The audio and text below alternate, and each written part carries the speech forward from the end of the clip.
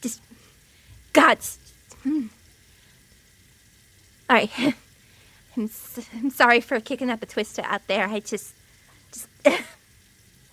there is nothing that makes a man more of a bastard than a righteous cause, let me tell you. This... Anyway. I wanted to talk to you without Mr. Self-Righteous has his own way of doing things. Of course. I wouldn't want to talk to him either. I don't want to talk to him, but I'd want to talk to him less if I were you. Oh, yeah. And I just want to say, I'm not showing you the disrespect of saying that I trust you the way that, like, other people mean the term. I trust you because I feel like I at least understand a little bit of what you have going on, based on what you've said and done so far. I mean it to that extent. I don't think that you've projected anything more than that. I appreciate that. And for what it's worth, I understand. I hate people who do favors for me, too. I don't know. I just don't trust selflessness. In this city, why would you? There's always an angle. But how'd you know that I was involved with the cousins? What you said about the number one rule. I've heard it before. Thought that might have been it. See, my life, it's been a tragedy in 3 acts. And I guess it's hard for me to remember sometimes that a tragedy doesn't have to be a one-woman show.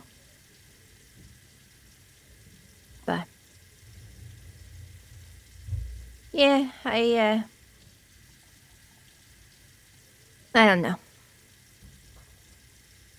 Me and he, we go way back. How far back? Since I first started, you know, looking out for myself the way that you have to get ahead. But, not so much anymore. I want to be clear. There's things that are just not worth getting into. And I need to know what you want.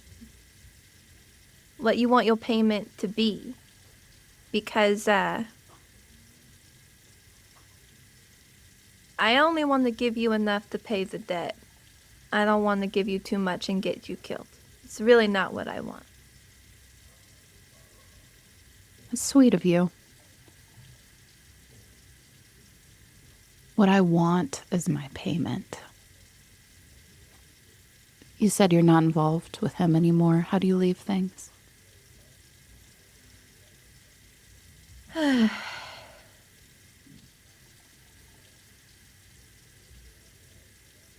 He thinks we're friendlier than we are. Did you ever love him?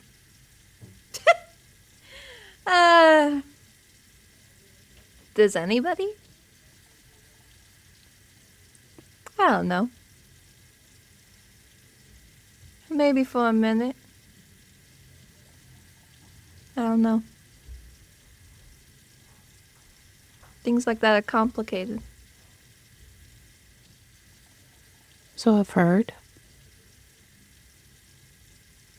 I want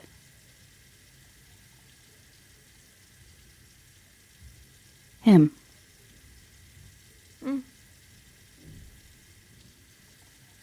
Whatever you can give me. Whatever he wouldn't want me to know.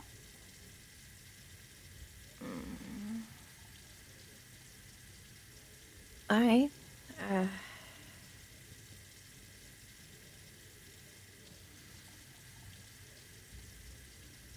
I'll tell you some now. I'm on the hold off a little bit for later. Sure. But what I'll say now is that I don't work for him anymore.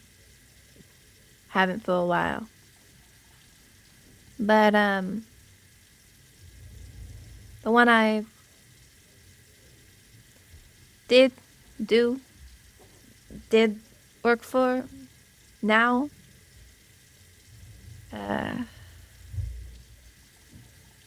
doesn't trust him.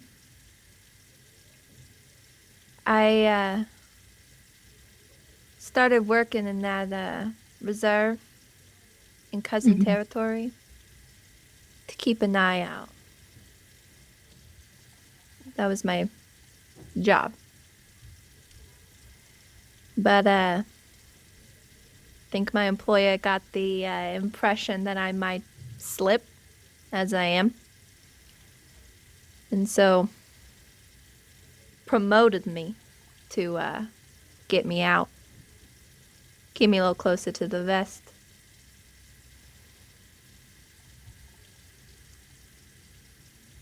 But I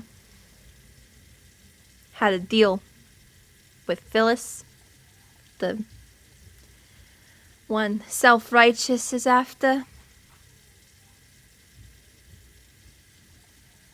Don't think she's gonna be following through on her end of the bargain now, but What was the bargain?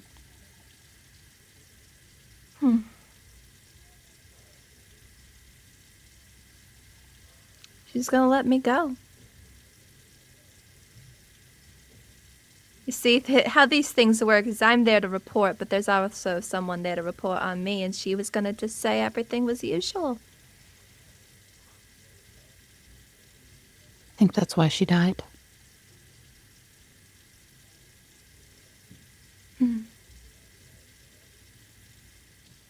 I think that Phyllis tried to play the field too hard.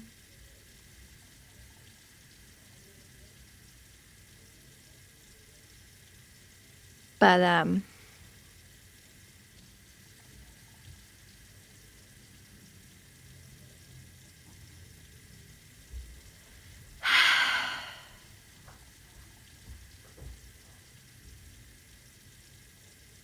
I don't think it's wise to go after him. There's a lot of things at work that you don't understand, that I don't understand, but, there's a balance down here. I mean, he's made himself too much of a pillar of the community. Such as they are down here. But, he's not popular with everybody. Like who?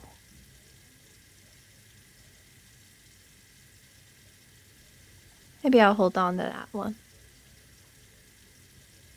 You get me to the gate, I give you a name. I can live with that. All right? You don't have to tell me. You don't owe me anything but a name, and you won't owe me that until I get you to the gate. But why? If you can escape this place, be free from all of this, why wouldn't you want to live?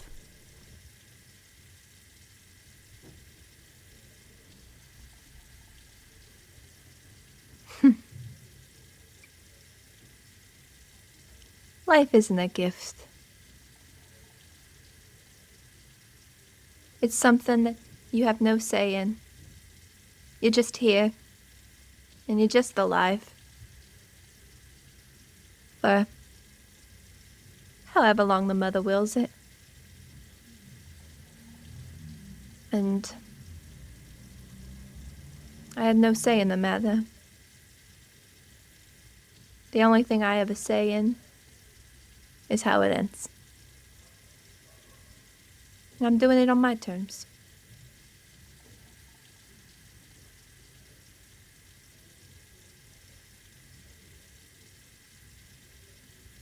Suppose I can understand that.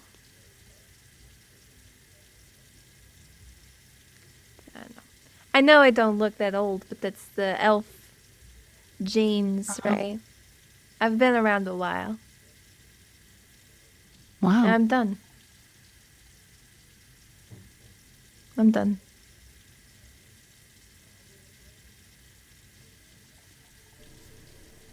You would see through any flowery speech I could make about hope and friendship. Anyway, I don't want to lie to you, so I'll just say it doesn't make me happy.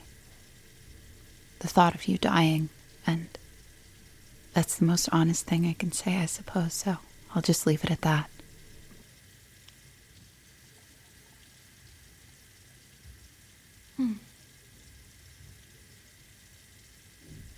I appreciate that. For the short time I've known you, you've been a good scene partner. But,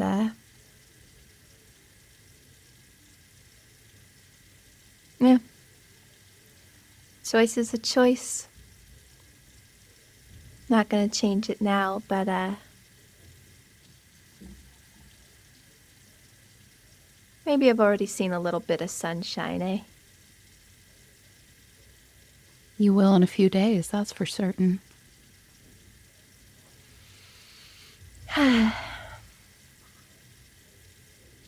It'll be nice. Is there anything you've ever wanted to see off this godforsaken rock?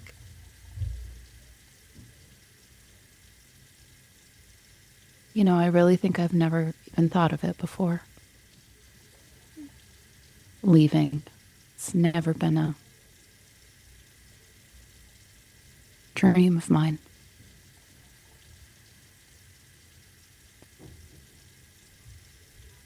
I've heard of mountains, though.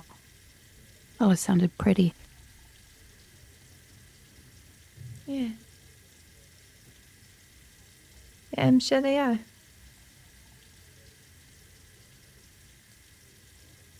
But anyway, we probably need to get back, or that detective's gonna just absolutely lose it.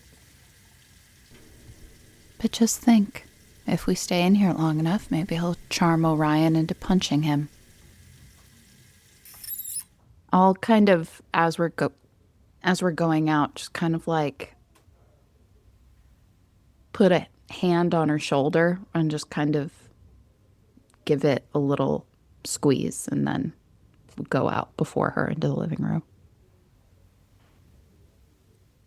And she takes a few extra seconds just to herself and follows you out.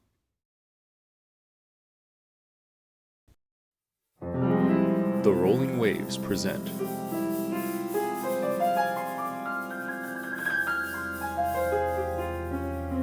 The Drifting City.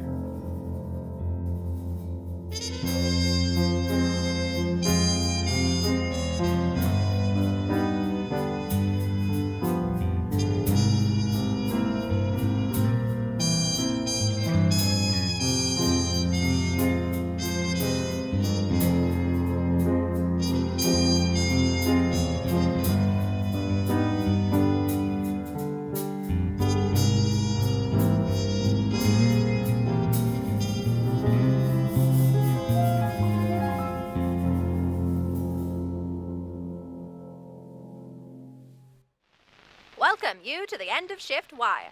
I'm Barnaby Dickens, your host with the most up-to-date news available in Rz'n. This broadcast learn the latest guidelines from the First Council Subcommittee on Health and Hygiene. Hear a heart-wrenching story of an Ithkayan in the lower decks giving their all to help the orphans of the Tangle. And finally, we'll wrap up our news with the crime report, which I expect will take us all the way into the next shift. You've been busy out there, Rz'n. But first, breaking news from our weather report. The meteoromancers on the bridge report the Mathurin seam is open early this year. If you take a look out the portside porthole, you may just be able to see the glint in the distance. Our journey to the seam will be a bit bumpy as a premature opening has kicked up a mighty chartreuse and violet twister. On second thought, maybe stay away from those portholes, folks. Enough of the weather. Let's get to the news you really want to hear about.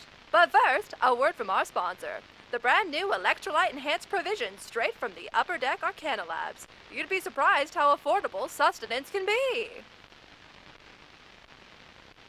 The tinny echo of the end of shift broadcast continues to tickle its way through the windows facing the street. As the drone continues, Valentine emerges from the bathroom, followed a few moments later by a substantially more composed-looking Eteria. The air hangs thick with secrets and anticipation, a toxic cocktail that keeps relaxation pushed to the corners of the room, like a trapped rat just trying to breathe. There are 17 hours left before the city docks at the Mathurin seam. What do you want to do? Well, it sounds like we might have to move up our timetable a little. Orion, Morin, you got the suit? Yeah. Here it is. And I think Orion takes the suit out from the chest for the first time, and not prematurely. And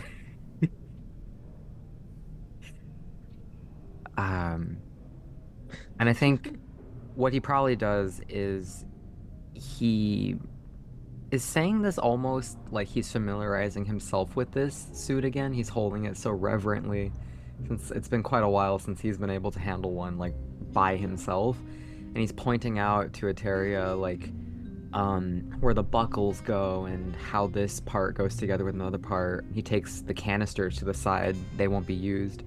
And he's just kind of pointing out all the, places to look out for, how to wear it and not get pinched by a chain, or how to actually even get in because the opening in the back is so non-intuitive. Orion, as you're doing this, why don't you make a wisdom saving throw for me? Okay. Oh, no. Which D20 are we picking today? I A don't, lucky one. I don't like that. One of At the all. one of the better ones, maybe. Oh boy. Well, I recently Considering all of received... the fails we had last time. Yes. Mm-hmm.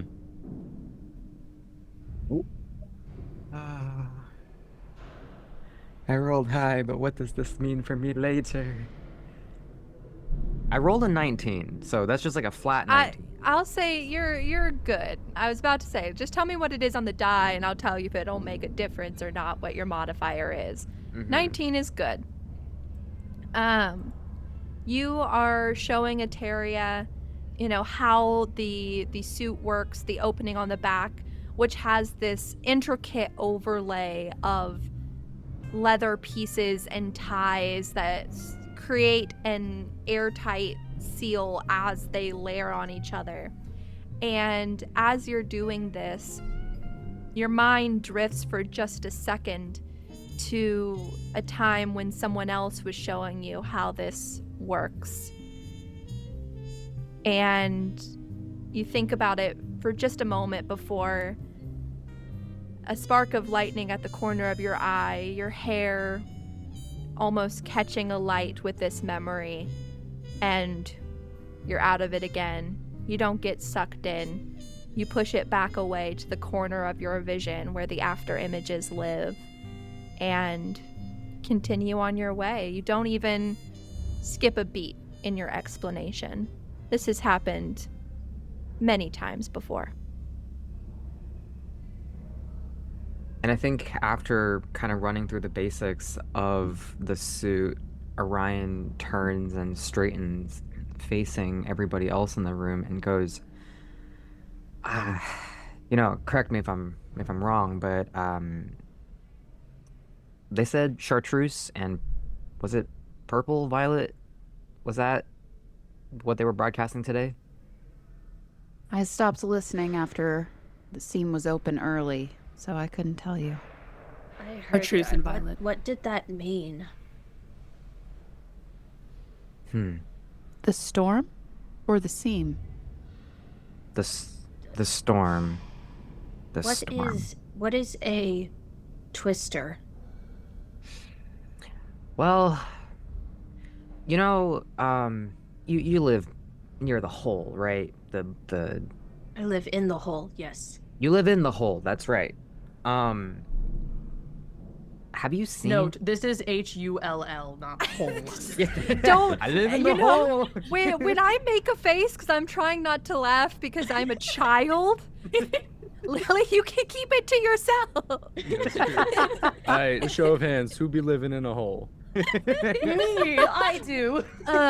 Hole with a U. Yes, Hull. Uh, I know you mentioned earlier that, you know, you haven't really been out and about outside the hole, but,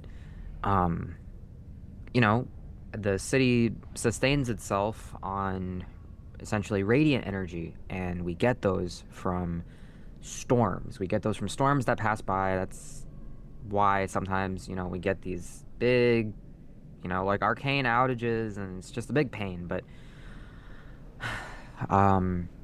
as important as these storms are, and as beautiful as they can be, they're incredibly dangerous, which is why, and Orion kind of gestures over at the suit again, which is why you need that just to get in there. And his voice lowers a little bit to the point where you almost feel like he's mumbling to himself again, and he's just like, if it's mostly chartreuse again today, then I'm not even sure if that suit is going to be of much use at any point. But at any rate, the twister, it's essentially, you know, radiant storm, different types of damage, all different colors. I can list them if you like, but if today is going to be mostly chartreuse and violet, then, well, we're looking at a lot of acid and necrotic damage today, and ain't nothing that eats through this suit faster. And he kicks the leg a little bit. Narrator, remind me what the time difference was on the routes? Like, how long would the indoor route take? Yeah, the indoor route, of course, all of these double the time if you are being stealthy, moving at a slow pace. So going through the city to a gangway and getting, presuming you're not waiting in the line to have your papers checked, so just pure distance, it takes probably an hour to get from where you are to a gangway through the seam by pure distance. You know, taking the gondola up to the middle decks, finding where they are, going through. To go outside around the whole of the city would take more, like, depending on certain environmental factors, 2 to 4 hours. If you are just going pure distance, it's 2 hours, but it tacks on time if you are being careful to not, you know, die. Certain unnamed environmental factors. Yeah, certain unnamed, maybe just named environmental factors. And just to be clear on the timeline, they said this seam has opened early. You're not arriving any earlier. What the seam opening earlier means is that the time you will be docked there is likely shorter. And they did not announce how long that'll be, because as we've said before, the city likes to dock after it's open and leave before it closes to minimize any risk or damage that might happen to the external parts of the city, being near this unstable rift in reality. So it likely means you will be docked there for a shorter period of time, but the city's already moving at stage 4. It's not going to get much faster to get there any faster. So you still have 17 hours before you're within striking distance of the thing. Oh, is that why the ship started moving faster? Yeah. Okay. Yep. Well, you didn't know that yet, but with Right. but because of now connecting the dots, it seems like somebody maybe had a little bit of a head notice on that before it was announced to everybody else, and the city started moving faster. Okay. So if we still have 18 hours, do you think we should maybe get some sleep? We could take turns. Probably for the best. Yeah, I think some shut-eye would do a lot of us some good, yeah. I do not sleep, but some rest would be nice. Okay. I can take the first watch, I suppose, since it was my idea. I could accompany you if you would like. I would love that, Chrys. Thank you. I'll do the second watch. Yeah, I'll stay up for the second shift as well. I gotta keep my eye on the twister and see how that progresses. I suppose I'll take third shift if we're going in 3. All right. Sounds good. I guess I'll stay up with Morin, right? Yes. I don't know your name, and you don't have to tell me if you don't want to. Oh, it's Eteria. Okay. Great. The face of a woman who cares not. It's the epitome of just cool. Literally could not have asked less, but thank you. The moment when, like, you don't have to tell me is actually, just don't bother. All right. Well, wake me if you need anything, sunshine. Sleep well, Eteria. I'll sleep well when I'm dead. Yikes. No one liked that. I feel like as a Terrier. Everyone just like in the corner. Everyone disliked that. Yeah, like while Eteria's like walking away, Orion's just doing the, when people silently make the what face at everyone. Or just like it's Yeah. just like a line of each character's name. Just each Yeah. character disapproves. Rook fully like rolled his eyes at that, like, oh my, you've got to be kidding me. Like, of all the edgy nonsense things to say. Rook's having nothing to do with this, like, femme fatale drama queen energy. But there we go. So first watch, we've got Chrys and Valentine. How are you guys, like, going through staying up? Like, are you posted up at windows looking out, or are you just kind of, sitting and being alert? How are you sort of going to navigate this time?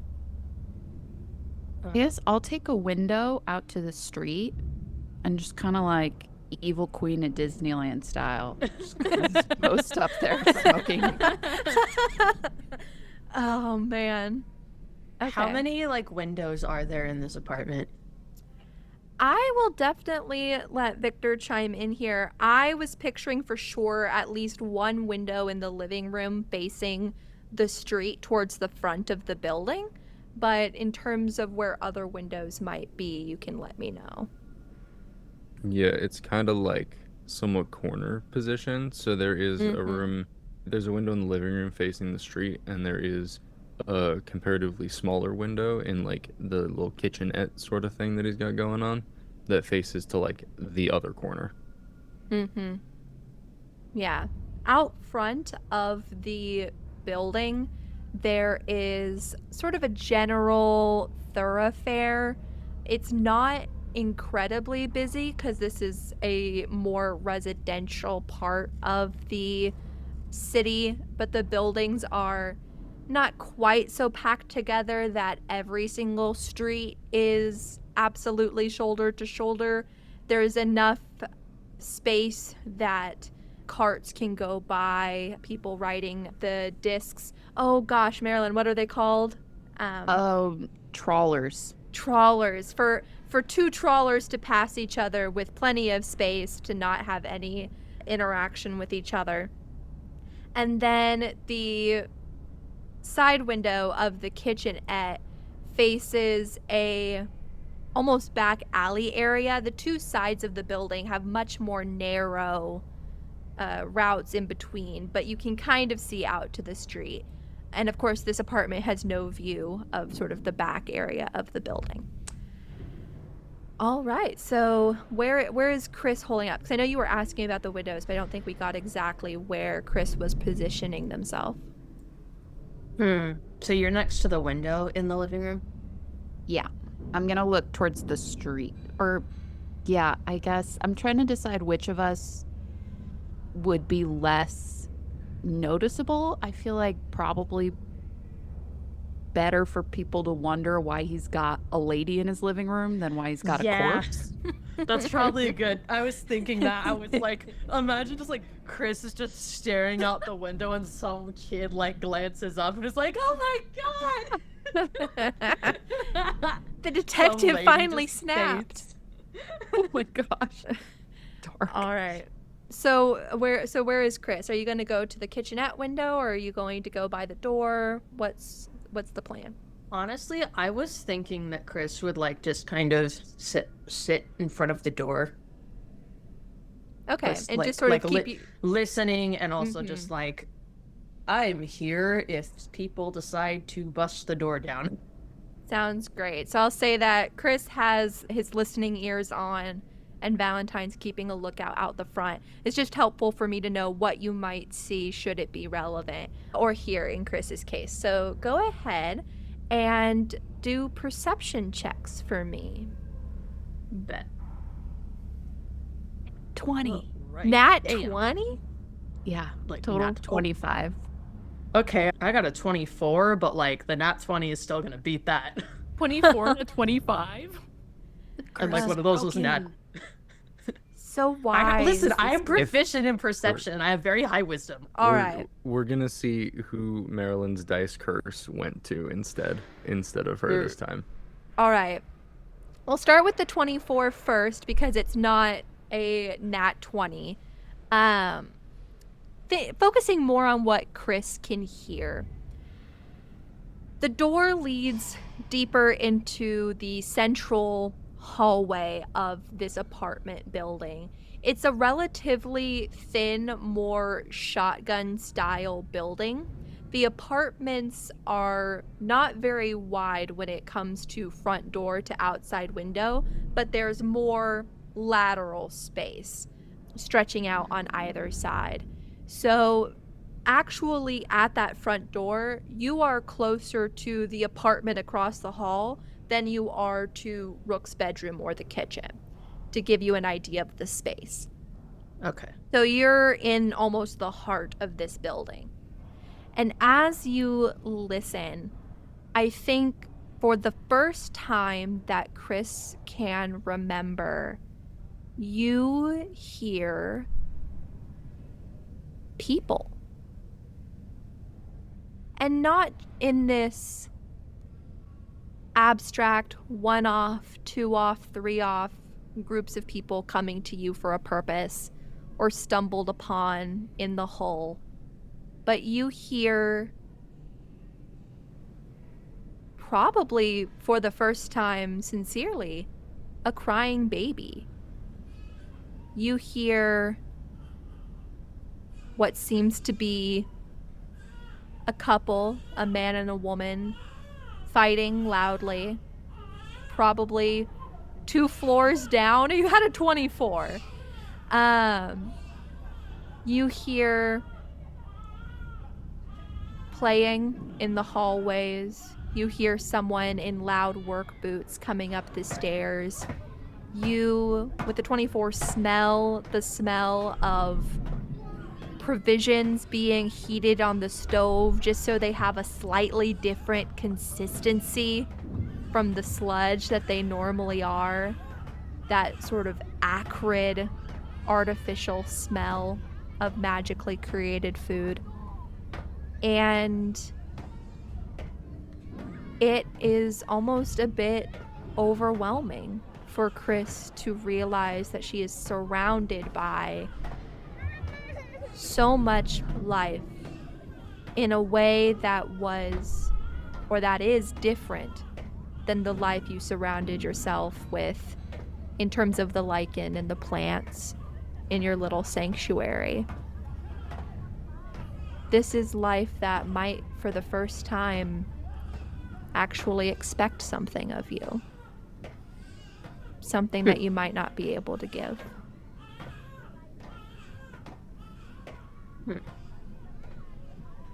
Interesting.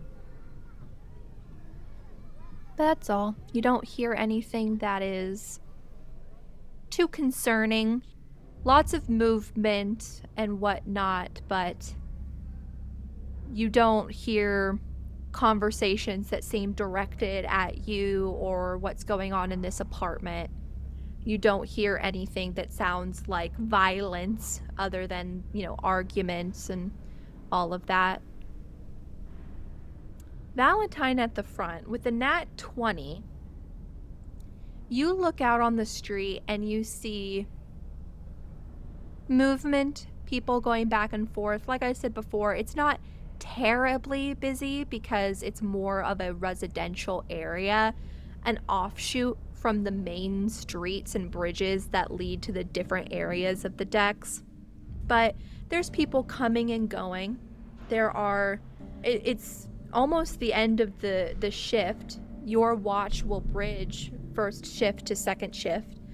And so as the end of that first hour comes about, flurry of movement, people leaving, people coming back, but in between, not a terrible amount of activity. In terms of things that might stand out to you with a nat 20, you see that there is a kid sort of playing by the stairs near the front of the apartment building who is just sort of aimlessly has a beat up metal rusty looking toy truck that this little kid is just sort of rolling on this step, and they've been doing that aimlessly for the whole hour you've been watching. After a little while, they pick it up, put it in their lap, and just sort of stare at it. They pull out what appears to be a slim stick packet of provisions and munches away. But yeah, that kid's just been sitting there for hours. And yeah, in terms of people going by, nobody checks on this kid. Nobody talks to this kid. That's the main thing you see that sticks out. Some people would think that's sad. I think it's just suspicious. Okay, good to know. I'll just keep an eye on that kid. During this hour, is there anything in particular that Marilyn and Chrys would like to interact about, talk about, or anything they internally would like to parse through? You can have a conversation, or we could let this be an inner dialogue moment. Just let me know. Will say you notice, like, especially because like there's so much like noise that Chrys isn't familiar with, and like they're also just in a place that they're not familiar with. They're still like, even if they're like sitting on the ground, they're still doing that thing where they're like swaying from like side to side, like not like super hard, just it looks like they're not even like really conscious of it. He still has like the knitting needles in his hands, but he's not like making anything with them. He's just playing with them in a strange way. Don't worry. We'll be done soon and you can go home. Is there always noise like this? No. Often it's much louder. Louder? Louder. There are many people here. I did not know how many there were up here. Usually I just talk to a few at a time. They come to me, so... I think you had the right of it.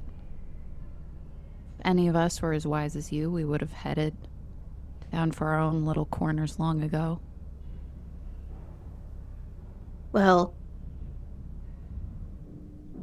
if you're talking about me living in the hull, I don't know how I don't know if people like you could live there, because there are there are different things down there.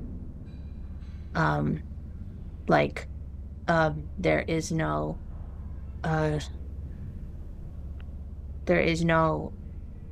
rations down there. You would have to come up here for that. I've got a job to do up here anyway. But I think you're very lucky, Chrys. I don't want this place to change you. So I advise the minute we're done, you go back down to the hull. That would be nice, I think. It is definitely curious to be here. But yes, I would like to go home after this. Did you need to be paid for escorting us earlier? If you would, I believe that is a thing that people do. So, I do not take the normal things that people take for that sort of thing. If you have any things or knowledge that I may find curious, or anything else, that would be fine.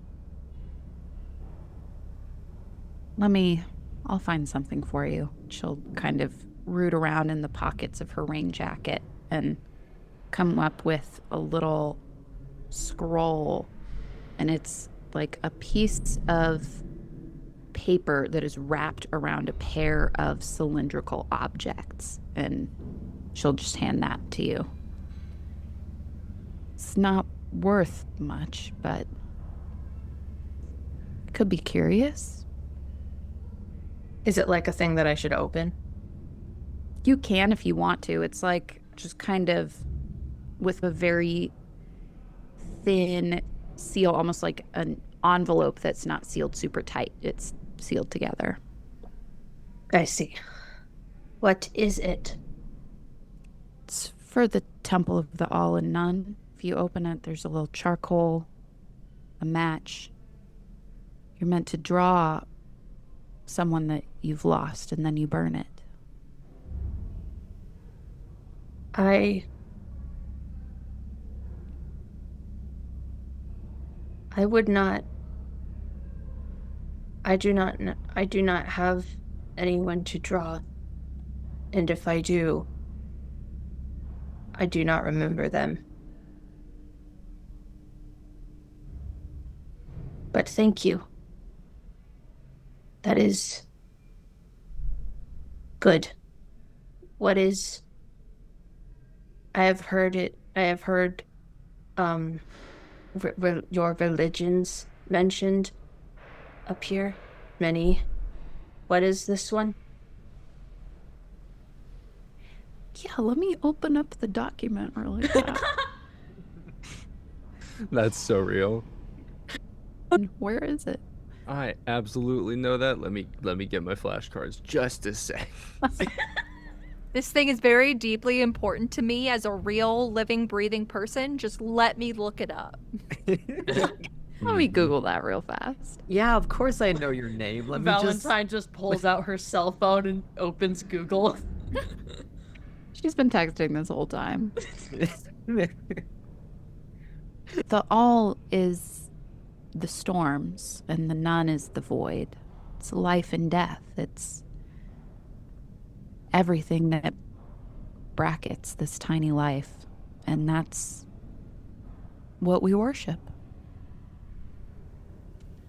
Curious. I'd take you to a temple, but you're going home. Yes, I am going home. And I also do not know if they would like me there. It's not that great to be liked by them, to be honest. They like me plenty, and I wish they liked me a little bit less. Like that man from earlier. You are perceptive. I see. Thank you for telling me. I like to learn things. I don't see much down there. Just make sure to be careful. There's lots of things up here that it'll hurt you to learn. And then I'll just kind of turn back to the window and keep glaring down at that child. Like, I wouldn't want you to get hurt by the things up here. Violently glares at a Yeah, child. Valentine, the angel of creeping on little kids. Oh no! You really need to look out for the monsters in this world, like that thing. Oh man, that sad kid. What's the one thing worse than the pinnacle of gluttony? child? sitting Oh, on the no. corner. Exactly. All right. But your watch goes by and nothing happens. How many hours are we on watch, by the way? Like, how are we doing I'm going to this? say that typically a long rest is 8 hours, but it allows basically everybody to get 2 hours of watch during that period. Nobody signed up for the last amount of watch. But I'll do it, because Chrys Okay. only needs to, quote, rest for 4 hours, but, like, that rest is Okay, also, well, we'll like, say- conscious, but, like, Yeah, we'll Chrys, say Chrys doesn't need 8 hours. Yeah. I'll Ateria take only the last needs one. 4 as well. So she'll stay up with Morin and then stay up with Chrys as Bet. well. So there's always 2 people. But all right, next group I believe was Orion and Rook. Where are you guys going to post up during this period?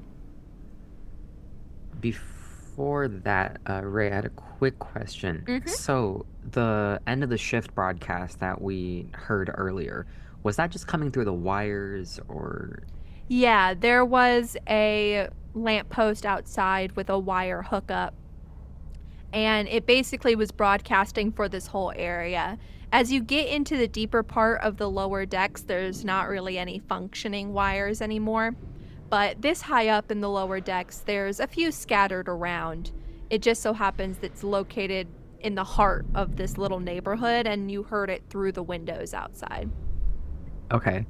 Because I think what I might do is, if it's possible, I will find a window that is...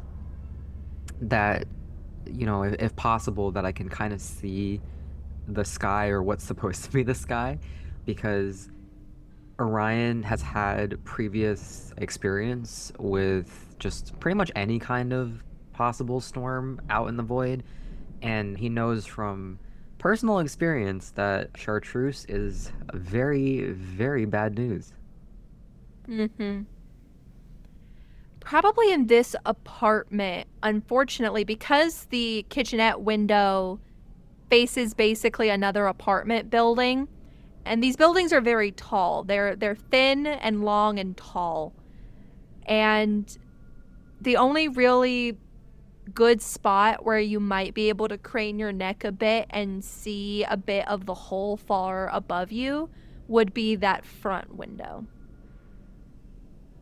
Okay. I also just really like the image of, like, you wake up in the morning, you do the, you know, like, musical theater thing, you throw open the blinds, and it's just like a wall. You're like, Welcome to nothing New there. York. As Valentine is going to bed, she's just going to point out the kid to Orion, since he's taking her spot at the window. Be like, I don't know. Alright. A small child sitting in one place for the whole shift? That's suspicious. Yeah, like Orion immediately like starts doing like he like starts squaring up. He's like, all right, I'll keep an eye on the kid. I'll keep an eye on the child. So Don't I fight him. I won't, unless he gives me any reason to. I have a question. Would I have seen this child around before on this corner, sitting there chilling? Would this be a semi-normal occurrence? Give me a history check. Okay. Ian. Not terrible. Not terrible at all. That's going to be an 18. Okay.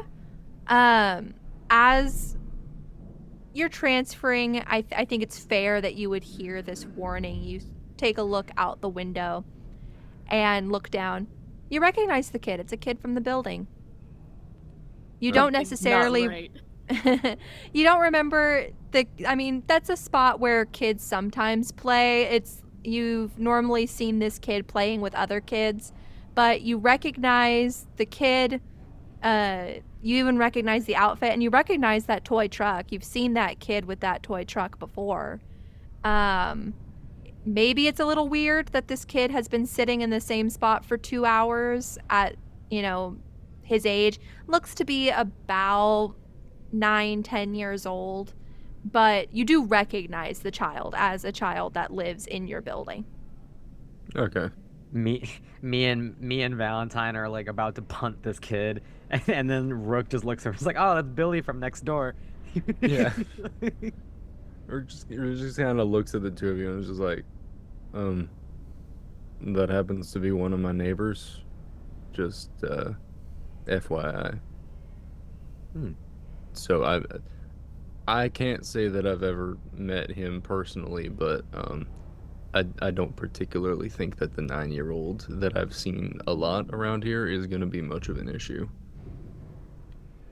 Fair enough. I'm not worried about a 9-year-old. I'm worried about someone paying the 9-year-old to camp out in front of your house, Rook.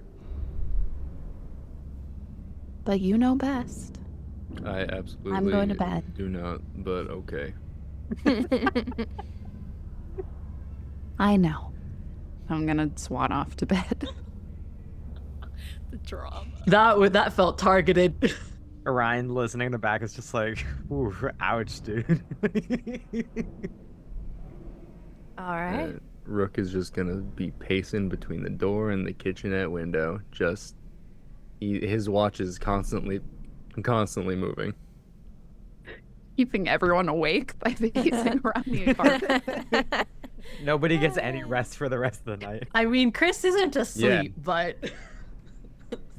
Oh, man. All right. I will have both Orion and Rook do perception checks for me. Yippee.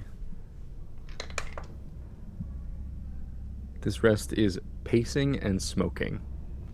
Okay. Perception. Okay. What'd we get?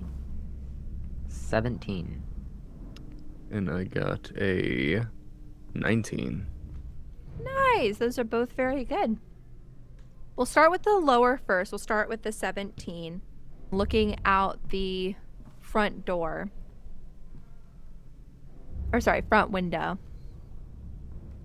You see, it's a lot more dead than it was for Valentine because second shift has started.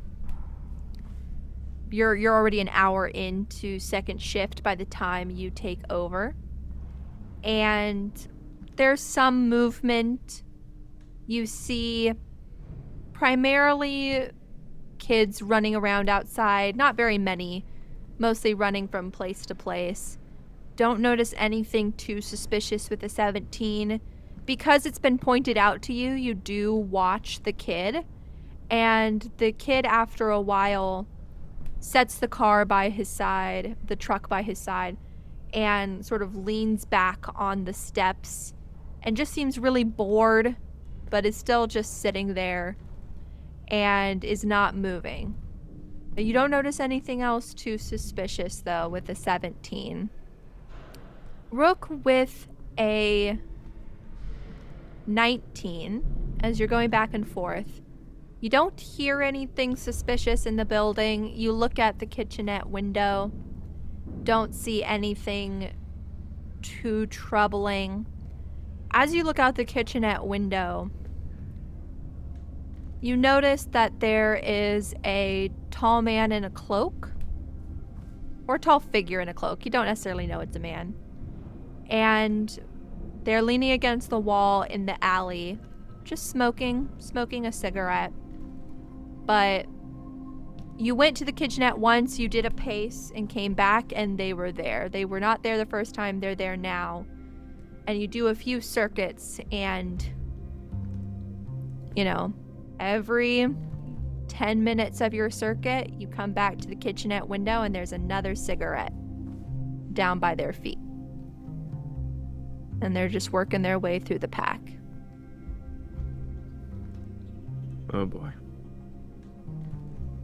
Is there anything somewhat recognizable about the posture or the, like, style of outfit or the kind of skulking that's going on? Style of outfit would be history, posture, and whatnot would be insight. You know, let's go insight. All right. Come on, please be good, please be good. Suck it, Valentine, I do know best. That's a 22. Nice. Dang. Leaning up against the wall, slumped shoulders, chain smoking wispweed cigarettes. This person seems bored. And they've been bored in this alley for going on nearly an hour now. And from the way they keep shifting and leaning, seems like they're planning to be bored for a long time yet. You see them do the thing where their feet get tired, so they put one up on the wall to rest it for a minute, put it down, put the other one back up on the wall. And he's just sitting there switching up his posture, right? Mm-hmm. So they don't get too stiff. Mm-hmm. Does the figure seem like he's looking up at the window at all? There. With that high insight, no. It seems like this figure's currently looking at the area. Basically, they're right at the edge of the alley where, peeking out, they can see. Basically, your building is at the end of a T intersection. There is a street that goes either way in front of your building, and then a wider street that goes off into the distance directly in front of the front doors. And there are alleys on either side of your building attached to that sort of T road that goes in front. This person is holed up in one of those alleys, looking out so they can see a good view of that whole T intersection. Okay, so they're looking out at the intersection. Yeah, past your front door. Okay. So, Rook's gonna kind of like look over at Orion and just say, what's going on out in the front side of the building there? I mean, honestly, nothing much. That kid's still there. You sure you know him? Pretty sure I've seen him around a bit, but it is a little weird considering kids don't usually like sitting still much less for more than 2 hours. And got a guy watching the intersection there on the other side there below the kitchen window. What? How long has that guy been there? Close to what, an hour? Gone through way too many cigarettes at this point. He's just passing by time. It's a little confusing. He hasn't looked up at the window, or at least not when I was seeing it.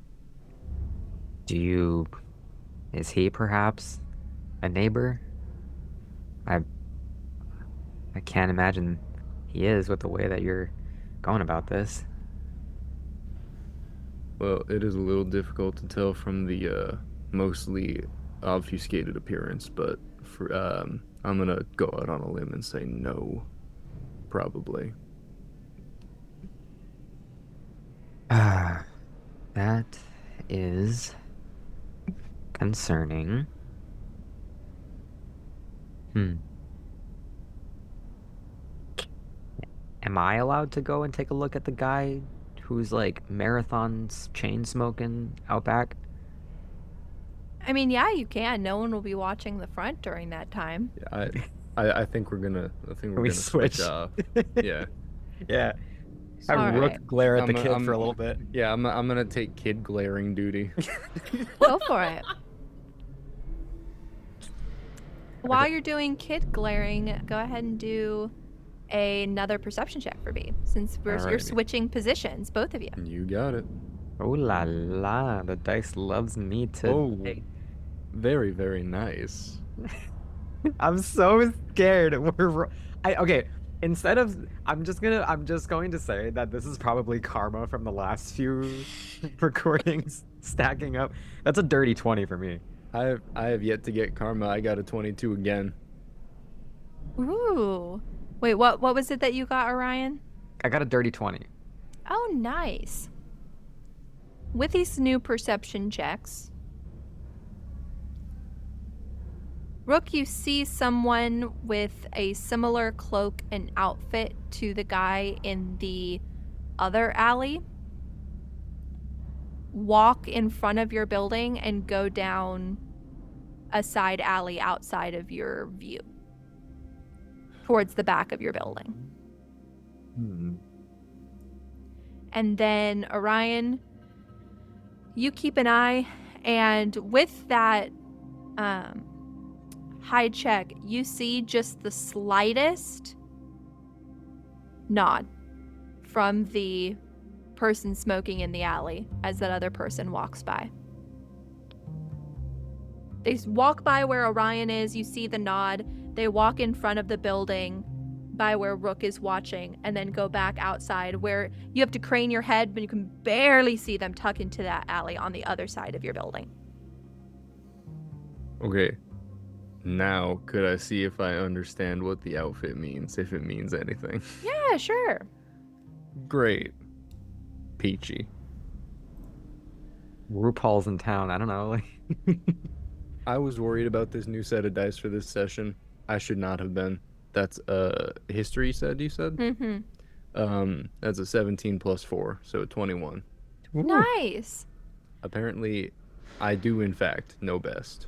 Dear Lord. Well, I will say, unfortunately, there's not anything unique or distinctive about the outfits themselves. You do see that they are dressed similarly in cloaks, hoods up. The irrigation has stopped. There is slight dripping still off of the sides of buildings, flowing from gutters, but there's not really a reason for people to have their hoods up anymore. And you see the mist starting to filter up from the grates in the street that take the water down deeper into the hole. And it's getting a bit misty out, but there's still no reason for people to be dressed like they're expecting rain. They're basically in rain ponchos over normal clothes, hoods up, keeping their faces covered. The formlessness of the poncho makes it hard to tell what's underneath in terms of clothing or equipment they might be carrying. That's probably the most significant things. You would expect this to be the kind of outfit of someone who is trying to be inconspicuous, but also needs to have layers to hide. Great. Okay. Look, I don't know what you're seeing over there, but I'm pretty sure that this guy. Yep. Okay. Yep. Copy. 100% same page there. Is the kid in on it? I don't know. He probably needs to get punted across the street. I am losing so much of my patience, I swear. I would like to apologize. You are probably seeing some of the worst of me that has been around here for days upon days upon days. Well, hey, the city does seem to have a talent for bringing that out in people. Oh, yes, it does, but some people more than others. Speaking of, I suppose it's time we give it a little awakening and a little heads up. Yeah. Hey, before we switch out, I haven't stopped thinking about this since we talked about. I just want you to know that my head doesn't explode. In case you needed me to punt the kid, I can't, just from exploding energy alone, I can't do that. No, I figured that your head did not, in fact, explode. Okay, great, awesome. That's a weight off my chest. I just needed you to know that. And Orion kind of runs his fingers through a patch near the back of his head, and the curls are almost like clouds. They cling onto his fingers, but then his fingers seem to slip right through them. And as the curls get stretched out from his head a little bit, you see little sparks of what look like static, or even like just teeny, like what are they called? Is it like the little plasma ball things? Yeah, like little electricity arcs. Yeah, and you see that like running. It's like, I just, I like to make people aware that that happens because it doesn't mix very well with humidity. But yeah, sorry, I just needed to get that off my chest. No, Weird guys out back. We should. Duly noted. I'm not the biggest fan of humidity myself. It makes the cough worse. But trust me, if there's, I would say I'm more likely to explode than you are, but I'm a little too burnt out for that. Well, hey, let me know if there's anything I can do for that. I think you're about several years way too late, but yeah, appreciate the offer though. It's gonna make a quick mental note of that, and let's go wake up Morin and Terry. Oh, I was gonna say if this was about to get really bad, I was actually saying more of a mass wake up because it seems like we're being stalked. I'm gonna just completely say it. It feels like we're being surveyed right now. Yeah, I'm getting that too. So, what do we think the move here is?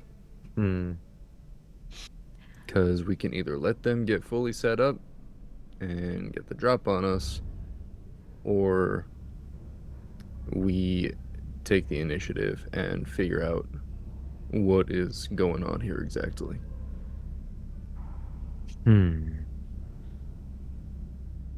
Ray, above table, how many hours has it been? At the end of your watch, it has been 4. So currently, only Ateria would have had a long rest, I believe. Because Okay. Chrys was on second shift. I know that, she only needs 4 hours, but it's been broken up at this point. Yeah. I really would like more sleep than that, but Yeah. I will say, like, with your high insight, this is a stakeout. You can tell they're planning to be there for a while. So it doesn't necessarily look like there is immediate infiltration risk, but your concerns are valid. I am simply saying Rook would not be under the impression that, they're getting ready to go. yeah, okay. Yeah, I'd say maybe wake the others up for their watch soon, but keep Ateria away from the windows. Yeah, that's a really good idea. Tell you what, it might be. I'll stay awake for the next shift. I'm feeling okay. And I gotta monitor the storm anyways. Let's keep people posted. Let's not wake everybody up, but let's get enough people up so that if need be, if stuff starts, heading down, then less people to wake up. Yep. Okay. Just Yeah, so good you, plan. Porter, are aware of mechanical consequences, you do need the full 6 hours at least to get a long rest as an air genasi. So if you do not rest again, or like if you stay up this time, you will not get enough rest, and you will take another level of exhaustion.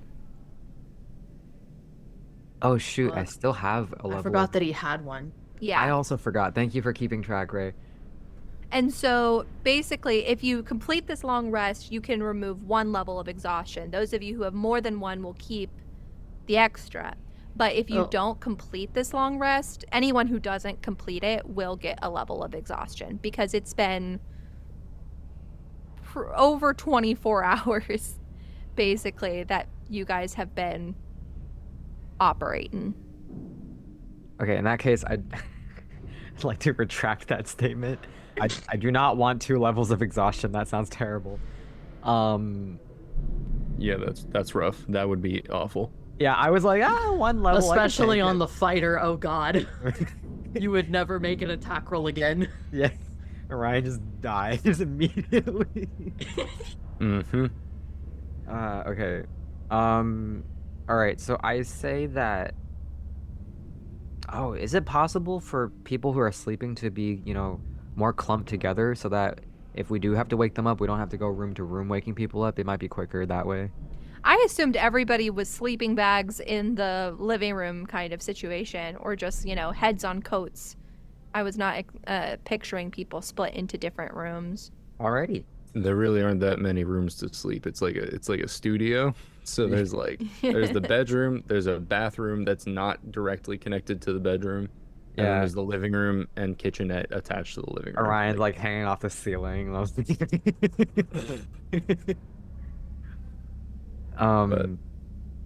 Okay. Yeah, you know what? In that case, let's just, it's pretty clear that something's happening, but it doesn't seem to be like it's kicking off immediately. So, let's be vigilant, but let's also actually get somewhat rested. Yeah, agreed. Let's just give the others a tip off.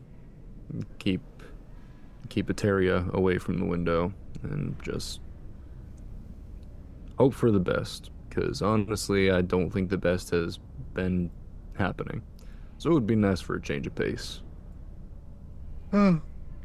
Yeah, you're right. All right. Well, I'm gonna have a little bit before I get back to sleep. He goes over and just resumes smoking in the kitchenette. He's like trying to outmatch the dude's cigarettes. Smoke off. Smokes so fast.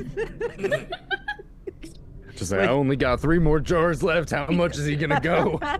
Rook aspires Aggressively to this man's smoking. level of chain Alright. smoking. Your watch ends, and you wake up Morin and Eteria. And of course we inform them of stuff. Mm-hmm. I will say you shake Eteria's shoulder to wake her up, and she turns eyes wide, fully was not sleeping.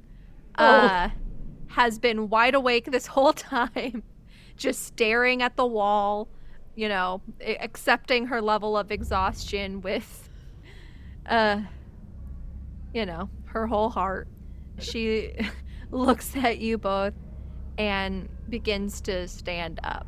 And as you're explaining, sort of keeps, always at most her profile, but trying to sort of keep her shoulder to the window, and moves towards the door to do what Chrys did last time and stay more so by the door, keeping an ear out during her part of the watch. I'll pull a Rook and try to quietly wander around between the windows to keep an eye on everything. Mm-hmm. All right. I'll roll a perception check for Eteria, and you can roll as well. Okay. 19 for Eteria. 22 for Morin. I was nervous because I'm using the same dice that were really bad last time, and everyone had been rolling well. But it's good.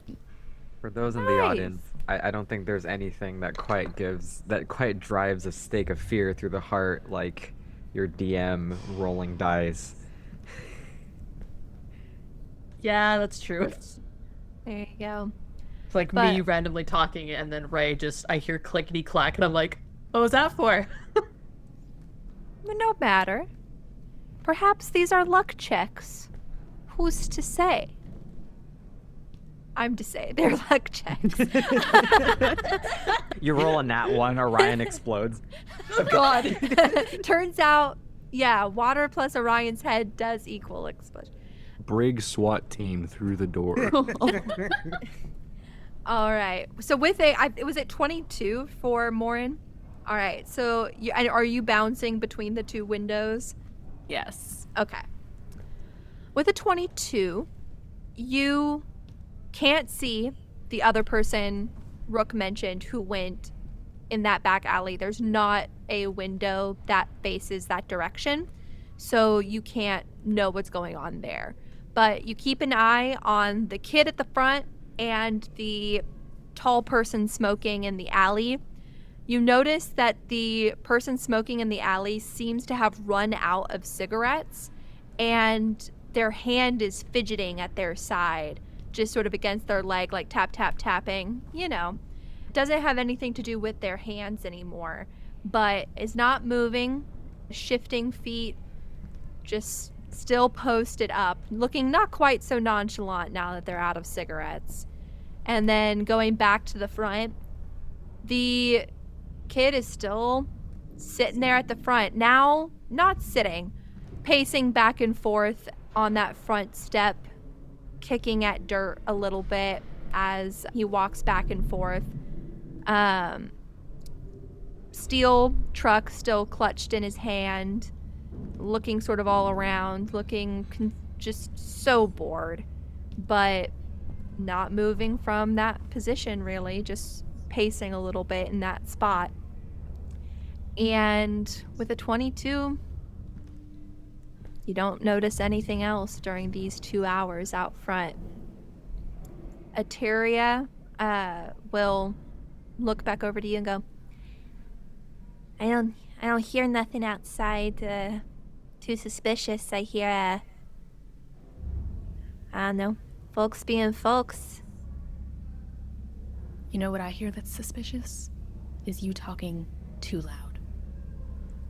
Take it down a moment. Please. All right. I will say above table, I find Aspen to be very soft and hard to hear. But in general, I got a voice that carries, okay? But all right, whatever. We don't have to talk at all.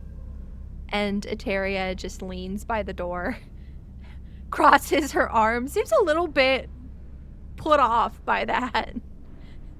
A little bit miffed. When Ateria says that, Morin just kind of beams and then walks back to the window in the kitchenette. Oh my God.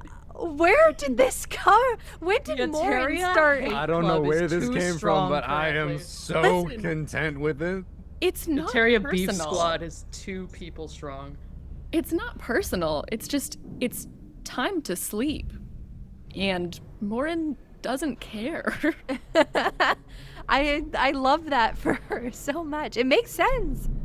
So Ateria will just stare at you in silence for 2 hours while she listens at the front door and you bounce between these 2 windows. And during this span of time, nothing interesting seems to happen. Epic. Seems to. But Ateria is going to stay up as it's now time to transfer, and I believe Morin was going to wake up Chrys for this last portion of the shift. And I have fully long rested. Yay, that's 4 hours. Yay!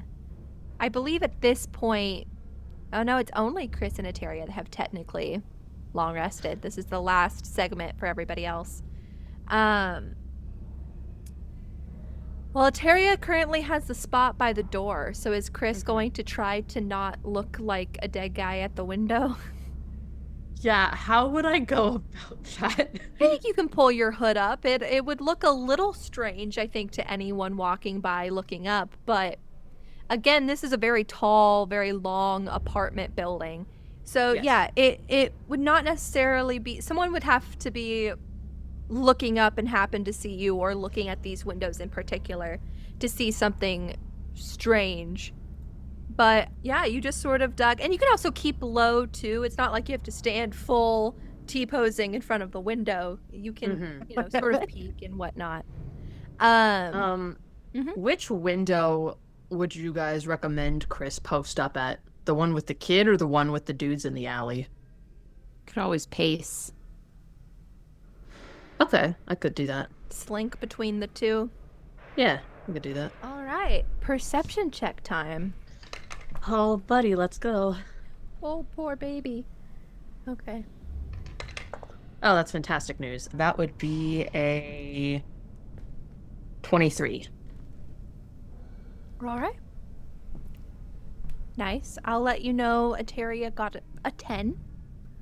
Has a good bonus to perception, but rolled quite low.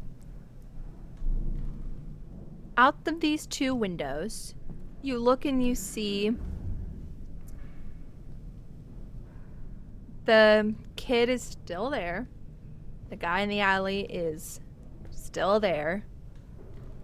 And with above a 20, you notice a shape move past the guy in the kitchenette window into that alley. Back far enough that you can no longer see the shape. You can't tell if it's going all the way to the back of the building or just far enough back in the alley that it cannot be seen from the front of the building. But this shape is hulking. Still humanoid size. I wouldn't say like D&D terms, it's not large, but we're talking pushing the boundaries. Big. And covered in a cloak poncho thing like the other figures. Okay. And is that all? Yeah. That's it. And Eteria says she doesn't hear anything. Nothing unusual. There is a new person in the space between the buildings, and they are very large. I guess we'll talk about that when everybody's awake, because I'm not supposed to be talking about things like that right now.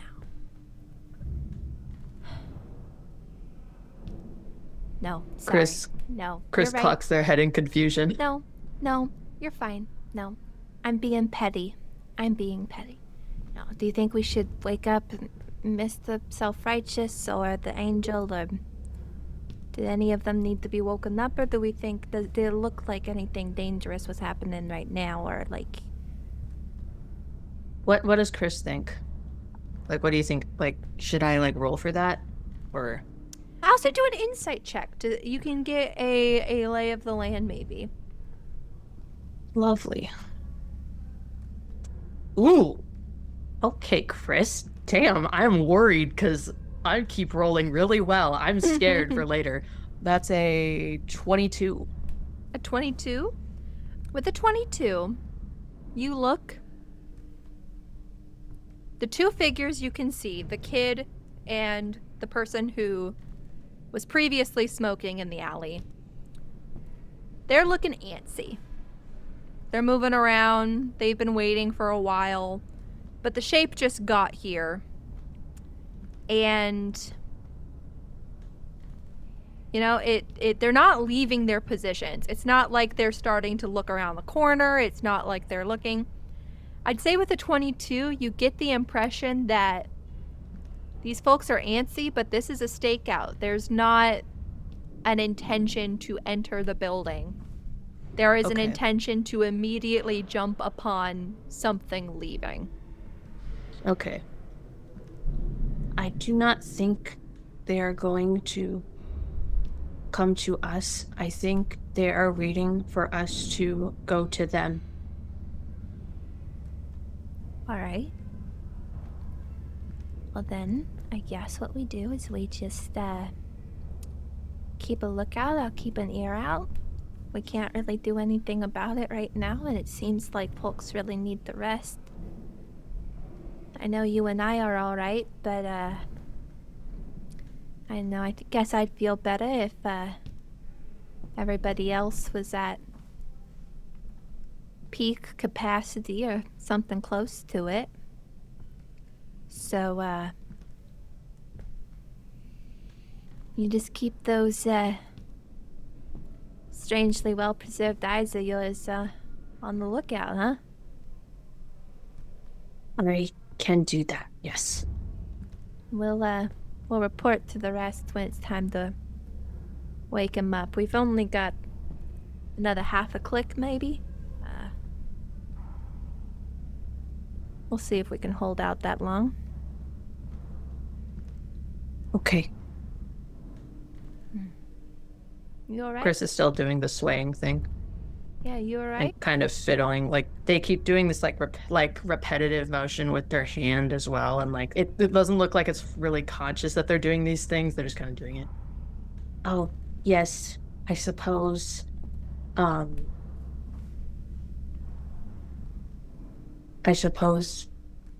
pacing maybe is making me nervous, but I need to do it, so.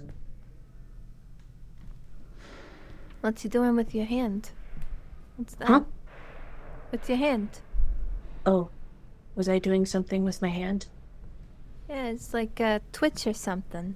Your hand okay? Chrys looks down at their hand, and they recognize the shape that it's in. Oh, I think it is a nervous habit just to twitch my hand in the strange way. Probably. I don't know. I just do it sometimes. I don't know why. We've all got quirks, things that we do. I was just making sure you were alright. It seems like you were getting almost as antsy as those folks out there. Yes. I do not know many things. So, I hope that I am right, but I believe I am. I think you are. I think you know more than you think. You got a good instinct, it seems. But, That's probably good, then. it can be. It can be. Well, just take some deep breaths. You've only got a little bit more time. And, if anybody asks, I didn't say a peep. Okay. I will not say that you talked if somebody asks. That a boy. Alright. Eteria goes back to leaning against the wall by the front door, sort of turned so her ear is more towards the hallway. And the rest of the click passes by. I will Without say, after that conversation, Chrys is now looking down at their hand and consciously doing the motion and staring at it. For the rest of the, watching. Alright.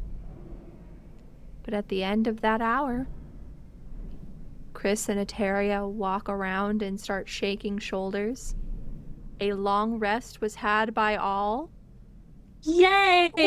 Success. Fantastic news, guys. I did not think we could do it. Orion sits up and is like, I can barely feel the stab wound from Chanterelle on my foot. Oh yeah, I will say, Chrys, what's Subclass doing? during the long rest, Chanterelle naps when you nap.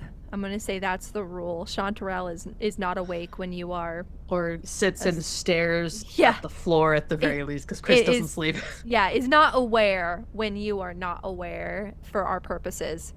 Okay. And when you were awake by the door or pacing, Chanterelle pulled some laces from one of Rook's extra pairs of boots and has fashioned a little belt around her waist of this long bootlace and has gnawed the chip given by Morin into a little shank, but has used their gums and their like weird little mushroom tongue to wear out a little circle in the top and strung it on the belt. And then Oh my God. from somewhere else, probably the kitchenette, has acquired a there's not a lot of wood available, so they have taken a like metal spoon and has just been gnawing on it, and slowly you can see the sheer force of the gnawing has started to slowly, like the end of a popsicle, or not popsicle, candy cane, you know, when you like suck the end into like the sharpest point you can imagine, has just started gnawing on the end of the spoon so that the thick part is still grabbable. But they're creating another little shank out of this spoon that they had got from Rook's kitchen. My little familiar is gonna start taking rogue levels in a minute. Above table, I would I would do anything for Chanterelle. I'm We so My proud of her. spoon. I don't Yeah. remember. I like that. Like we've just decided that Chanterelle has these sharp little teeth. Or just the hardest gums. Just Yeah. Sure. So I'm yeah. not even sure what she is, to be honest. It Yeah, the sounds like distant blacksmithing, but it's just Chanterelle in the room making it. It's just in the other room making a shank. You just hear, it's just like you just hear like the sound, but it's just Chanterelle gnawing on stuff. Like Yeah. So anyway, that's what Chanterelle's been up to. But you can fill everybody in on what happened during your shift. If it's all right, we'll just say that everybody gets filled in, so everyone is up to speed on what happened during everyone's shifts. And now you can decide. It's been 8 hours. It's 9 hours until the seam is, or you're supposed to dock at the seam. So we have 9 hours until. Until you dock. Okay. Okay. That's quite the window. I know. Mm. No. So Although I will say, just above table, depending on how the stakeout goes, we might need that extra time. that's Mhm. it's your apartment, Rook. Do you have a plan? Well, perhaps a um, back route like there was in my home. There's maybe. people in the alleys. They've got that route covered. They've got alleys covered. They've most definitely got the front of the building covered. So, shoot. Is there any way? Does your building connect above or below to another deck? Could we get out that way? I mean, I'm not sure if it connects below to another deck. I know there's always a rooftop, but I'm not sure how much that'll serve us. But there might be other buildings we might be able to jump onto from here. Could be risky, but it'll let us take a different alternate route. Hold on, let me think. Would I know of any like other directions? Because they seem to be covering the front. They seem to be covering the sides.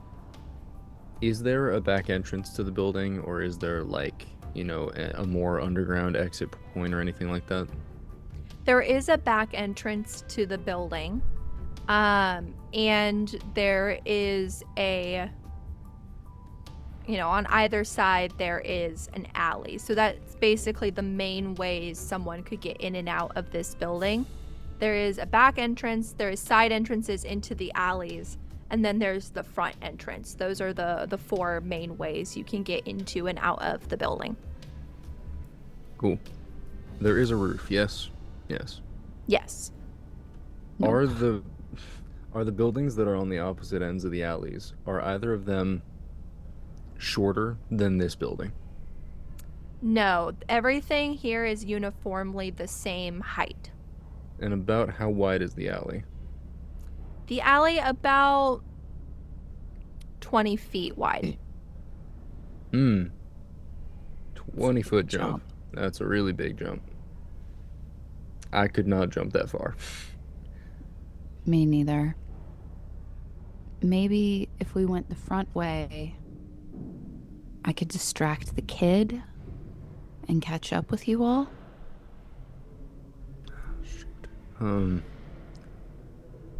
Maybe. I'm really worried about that big guy that they were talking about. Is he still down by the kitchen window area? The shape moved past to the point where you'd have to stick your head out into the alley to try to see further down. Okay. Way too conspicuous. If the shape moved past, I'm gonna go out on a limb and assume that's the thing covering the back entrance. Agreed. Well, we know they're there. They can't get the drop on us, per se. Either we can all go out, ready for conflict, or you make a distraction. But the problem is, they all saw us come in here together. That includes you. Or they followed Orion and Morin in here after the rest of us. Oh. That's Hate a to very say good it, point. but that is a likely possibility. And now, were you talking really loud? I don't know. I don't think so. I think we were just carrying a box, Mm-hmm. Really large box by the look of it.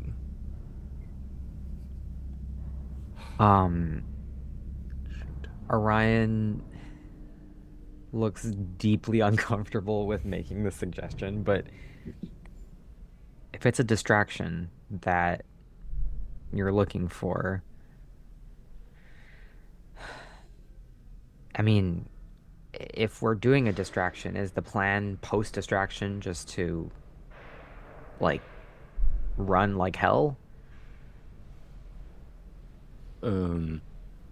So it would seem. Or try to lose them in a way that they would not be able to follow.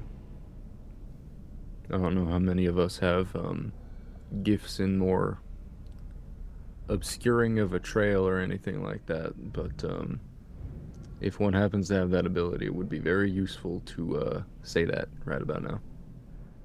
What would obscuring of a trail entail above table? Visual obscuring, like some sort of smoke screen, mist, fog. Do you know the spell fog cloud? Yeah, fog cloud. Or pass without trace. Yeah, fog cloud. Actually, pass without trace, expeditious retreat. Actually, I do know fog cloud. The corpse comes in clutch. That could Fog not, that cloud, could the not whole work out entrance? better. And book it. Okay, that could work. That could work. Would fog cloud be too conspicuous? Is my only question. I think we're past the point of conspicuous. This is I the think least we're well past that. conspicuous They're possible literally setting for fog staking cloud. us out, yeah. Fair enough. I might be able to get one of them unconscious. Might be able to get one of them off our trail. We'll see. Perfect. Are we just going straight to the docks then, over land? Or are we going out into the void to the docks? Above table, I was assuming that since we got the suit that we would be going around the hole, not the hole, going around the outer edge of the city as to avoid the lengthy and probably incriminating documents station that Ateria would have to pass through in order to actually get through the seam, legally. Okay. Then do we have like a rendezvous point for that then? Orion, Morin?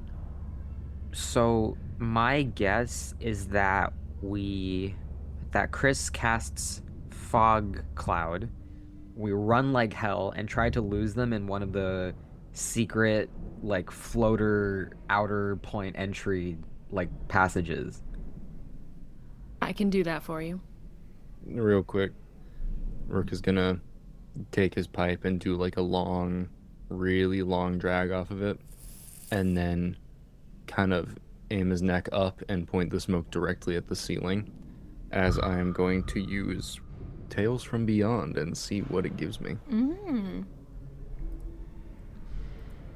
Oh, cool. That's useful.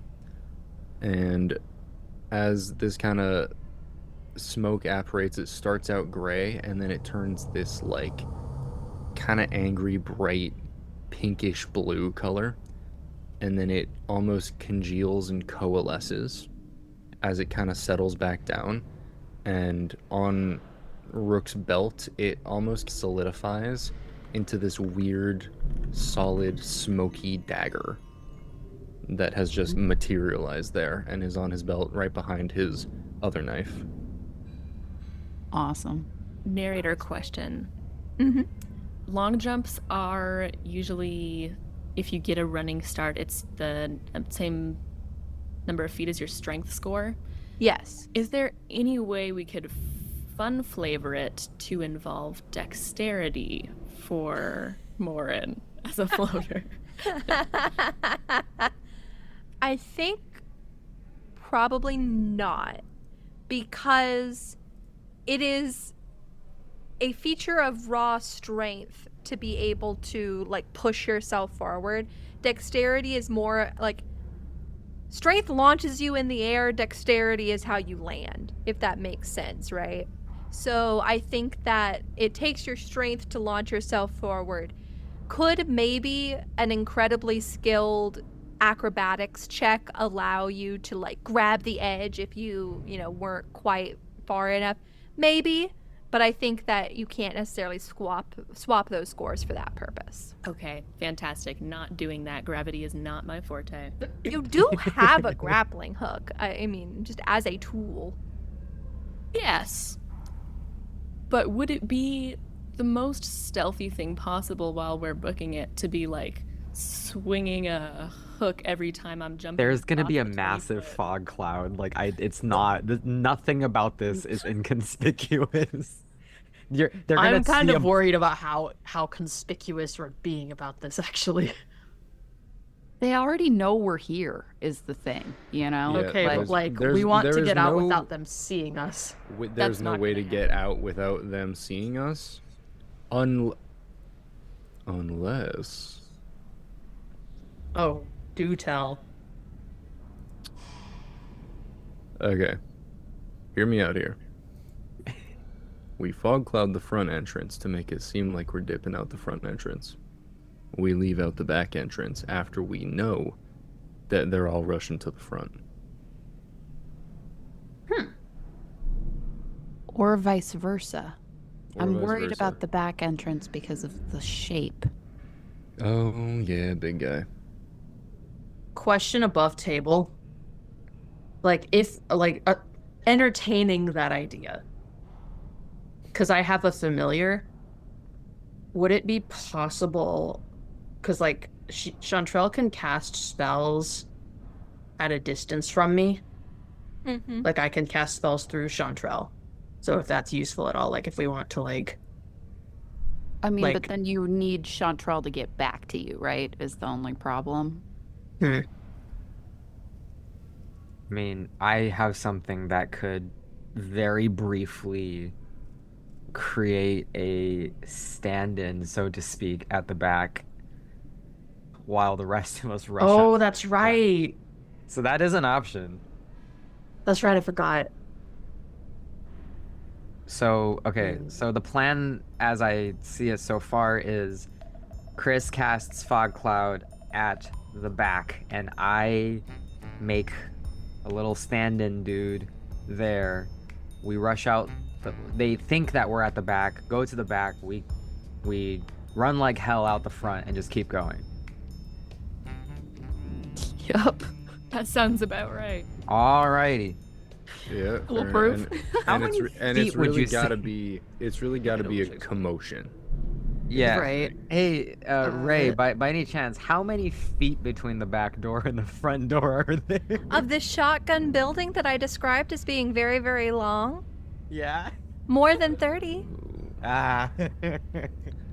I still kind of think that maybe we should just cast Fog Cloud on us, because with the building being so long, it's not going to take them that much time to figure out that there's no people coming out of the fog cloud. And then we're just I mean, with no I could cover. upcast it to make it a bigger radius. Yeah, but then you'd be Or- blowing higher level spell slots. Wait. Or we take a page out of their book. We Smoke stake a it lot of in out. cigarettes. No, not smoke a lot of cigarettes. Although, you know, if that's what you're gonna do, that's what you're gonna do. No, Rook just busts out the front door aggressively smoking. Just smoking yeah, so that's- much. That's what I'm doing. No, they're all wearing stuff that obfuscates. Chain what they smokes look to like. establish dominance. Oh. And I've got some spare clothes and some spare rain clothes, especially since a lot of the time I'm out. We all put cloaks on, we run out in the fog in different directions. In pairs. You can't tell who's who. That's an excellent idea. That I think we should do that. Yeah. Then we just actually reconvene a at great the Rendezvous you know, point. exit. Yeah. We need a rendezvous really point. the only fear that I have about this is splitting everyone up, but We just need to make sure that Eteria is with, I would say, either Orion or Morin, who can protect her physically, and then it really doesn't matter what the rest of us do, 'cause I mean, unless this is more of your friends, Morin, I don't think they're looking for us. I don't think they're mine. Also, someone needs to carry the box. I forgot about that. Should I, like, put that thing on under the cloak? Or, like, Yeah, but then it'd be really hard to move around because that thing weighs a ton. eh. Okay, I probably have the best strength stat, so I can take the chest. Strength stat? What's that? I think this is a bunk table. He meant Her bicep nose starts diameter. bleeding. Yeah, Orion's nose starts bleeding. So maybe Orion with the box, and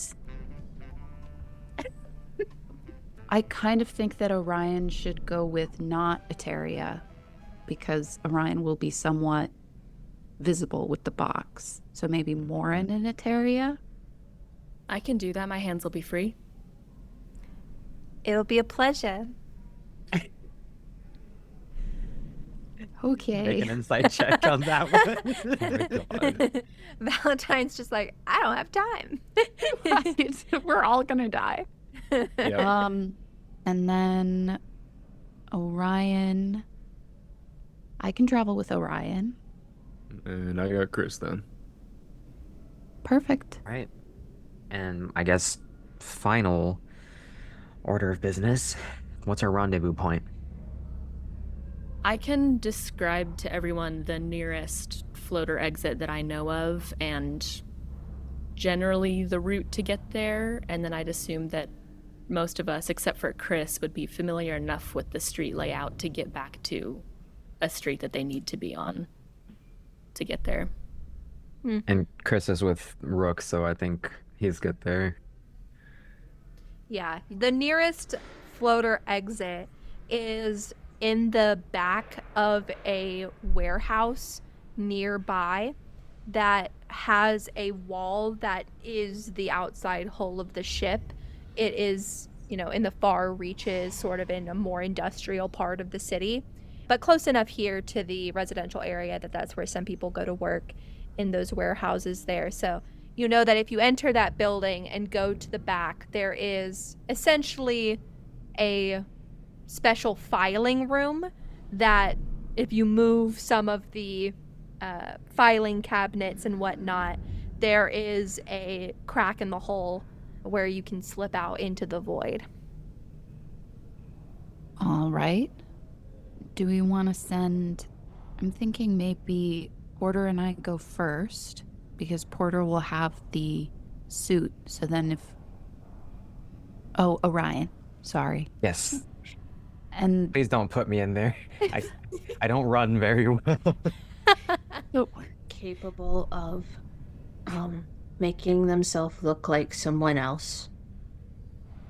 not I, unfortunately, except for Because turn mists off, and she just kind of waves a hand towards her halo.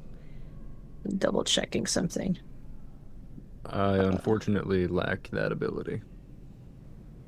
I have Oh my god, a it's not. very budget version of that. Hold on, let me double check something.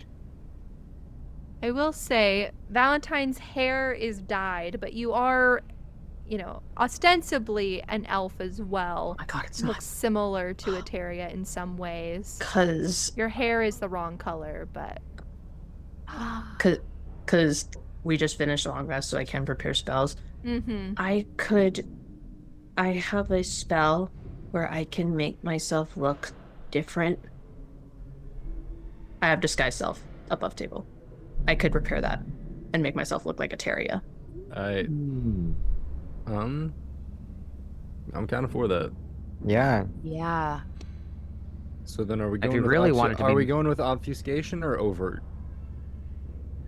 Well, here's what I'm thinking. Like, everyone runs, but maybe I could pretend to I don't know, my hood falls down or something, and then If I it put makes back your up. job any easier, Orion could take Chanterelle so that, one of the Aterias doesn't have a little mushroom dude.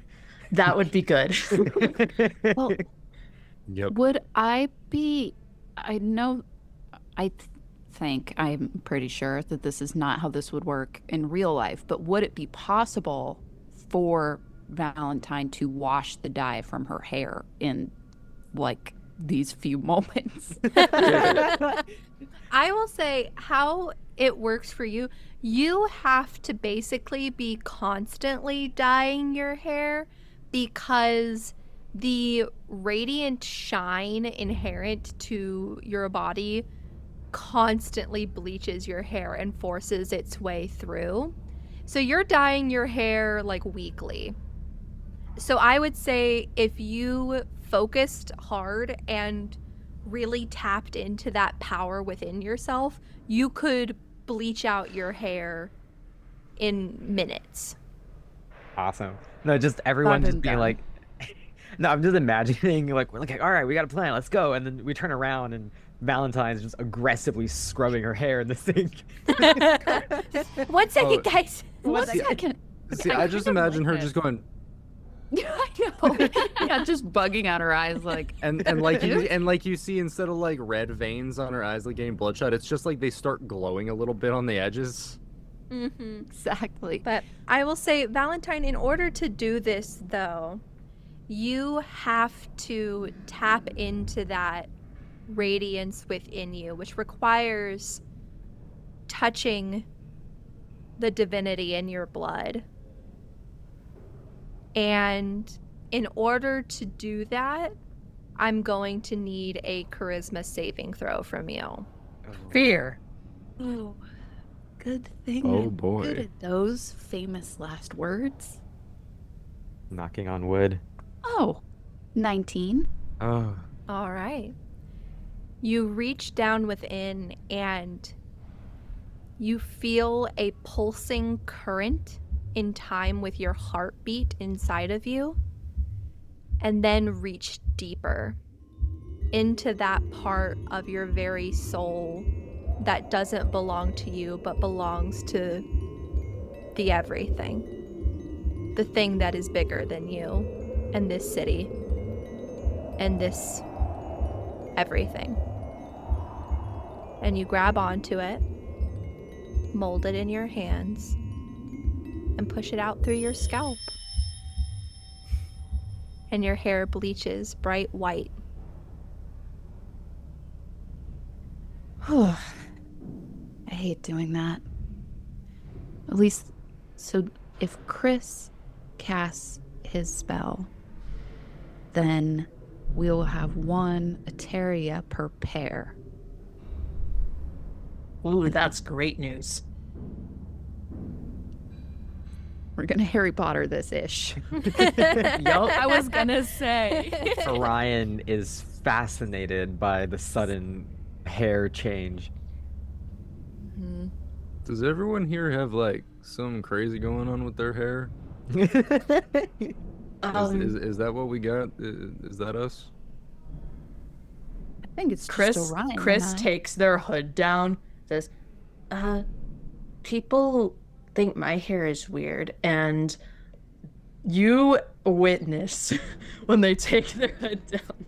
Like, they have a head of hair. It's like, it's there. It's like dark brown. It's kind of like, it's like not short. It's like kind of ish, like shoulder, like about the bottom of the shoulders. It is the most hacked out hairstyle you've ever seen in your life. Like, it looks like an 8-year-old went into the bathroom and just randomly chopped at pieces of their hair. That's what Chris's hair looks like.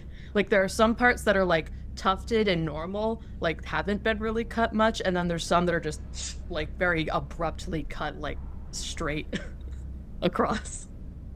Charming. Not many barbers down in the hall, I've heard. I did this myself. Oh. And they kind of do that smile thing that is kind of like that cracked smile they have. It looks very nice. Yeah, Thank you. looks like put in a good effort. It looks unique. Yes, I heard that cutting hair was a thing people did, so I wanted to try it. And I think I liked it. Does it grow back? I believe so. Fascinating. I know that on my normal hand, my nails grow. Oh. Wow. I have so many questions. Beyond the yet so little logistics, time. beyond the logistics of corpse hair and nails, Are we ready I to go? believe it would be time. I will say, my understanding is we've got like 9 hours before we're close enough that I can leave. So are we just like gonna hang out outside for like 7 hours, or like in like the acid and like necrotic storm, or are we like finding a different place to hold up? Are we gonna wait here until a little closer to time? Like, what's that plan? What's the after we leave plan? Like question, Eteria. I feel like it makes sense to find some place to hide out close to where we're docking so that we make sure we're not missing it. I'd rather be there 7 hours early than a couple minutes late. Yeah. Do any of us have any, like, who lives closest to the docks, or is this it? So probably in terms of living close, Rook, this residential is the closest to the crack that you guys are going to in the hole. The docks itself are in a different spot, and Orion probably lives closer to those. So, are we taking a quick pit stop at my place, then? I think we're taking a series of ever-growing gambles, showing these people where we live. Just throwing that out there. And unfortunately, people already like to keep tabs on me. So, I'm not too terribly concerned that people that are probably not the best know where to find me, because, you know, that kind of occupational hazard. I would rather save other people the fate of that. How chivalrous. No, it's not.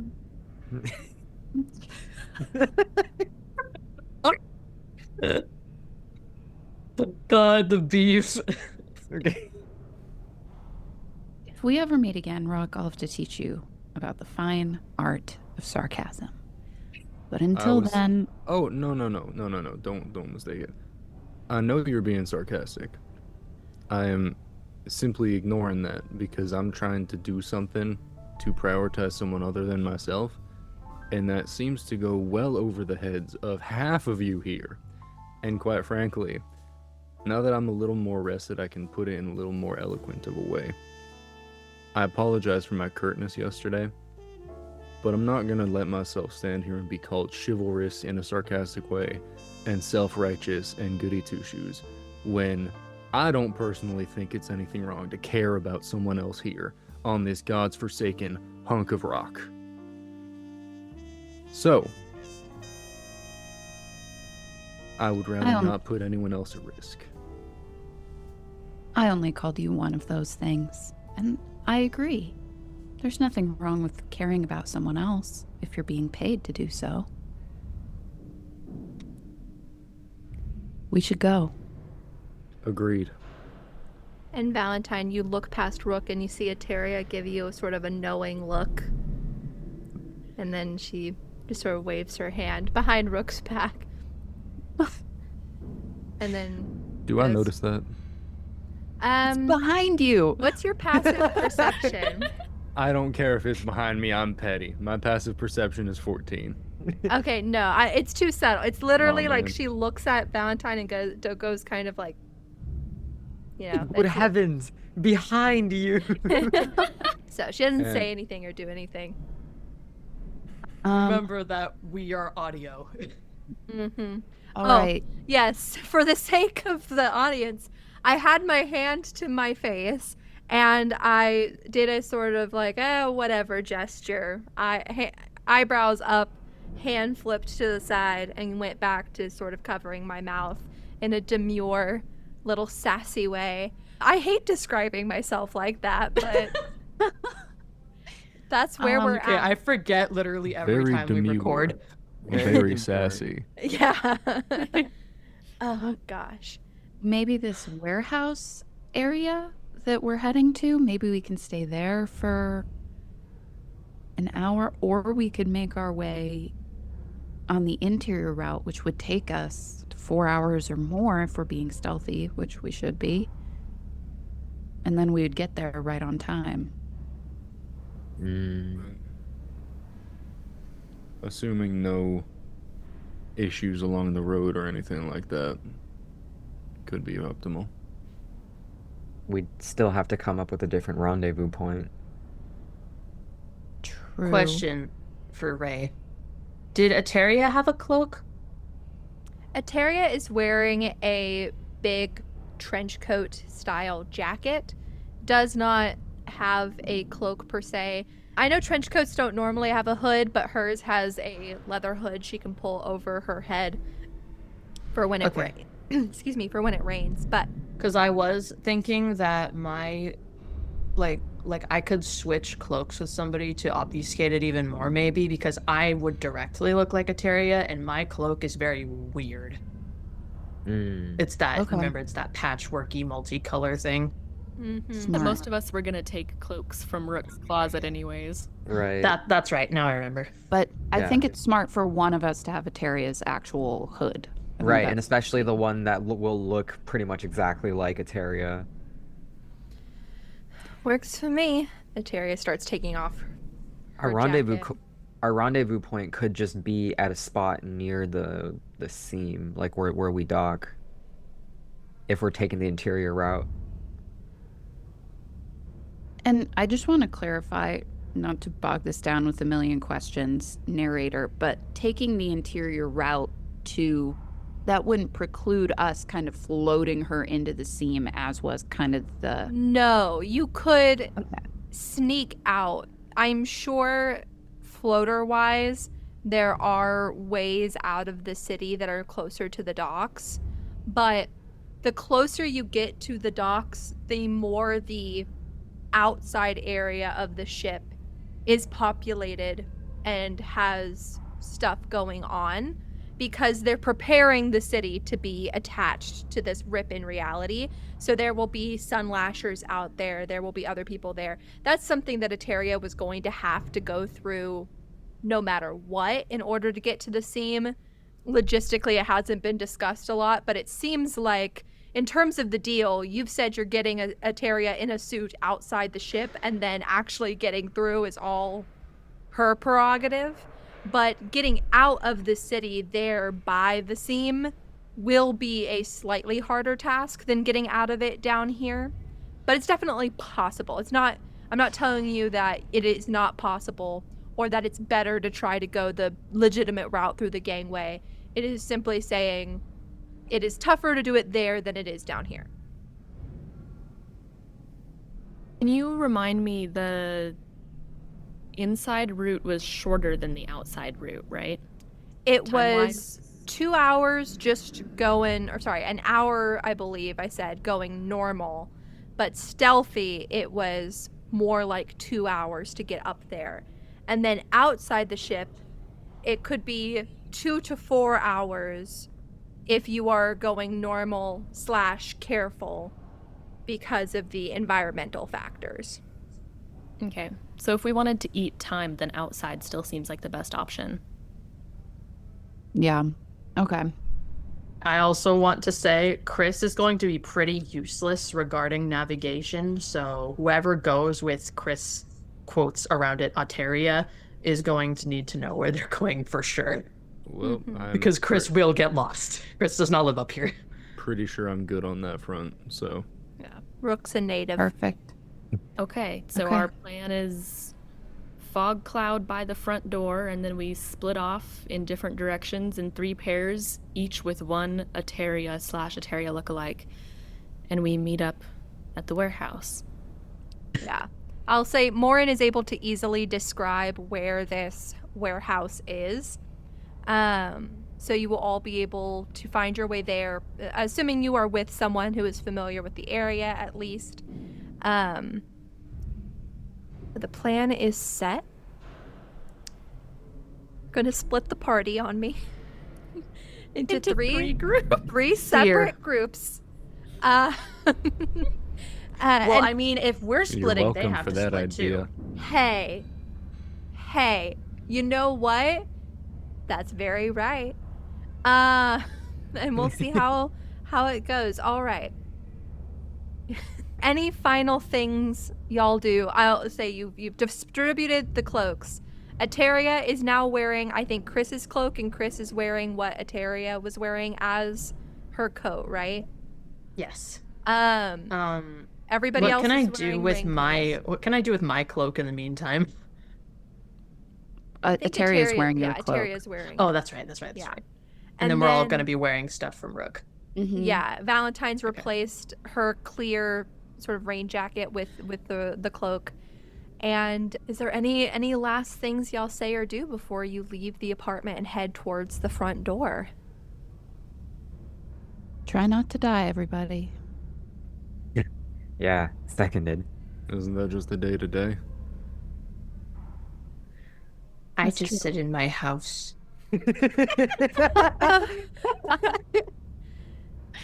This will be a second for me, I believe. You'll be fine. We got this. Make it to the warehouse, no problem. Right before we get ready to head out the door, Morin will kind of tap Valentine on the arm and just go, Your hair looks nice. And then immediately shuffle back into her spot by Eteria. Valentine's gonna blow her a kiss.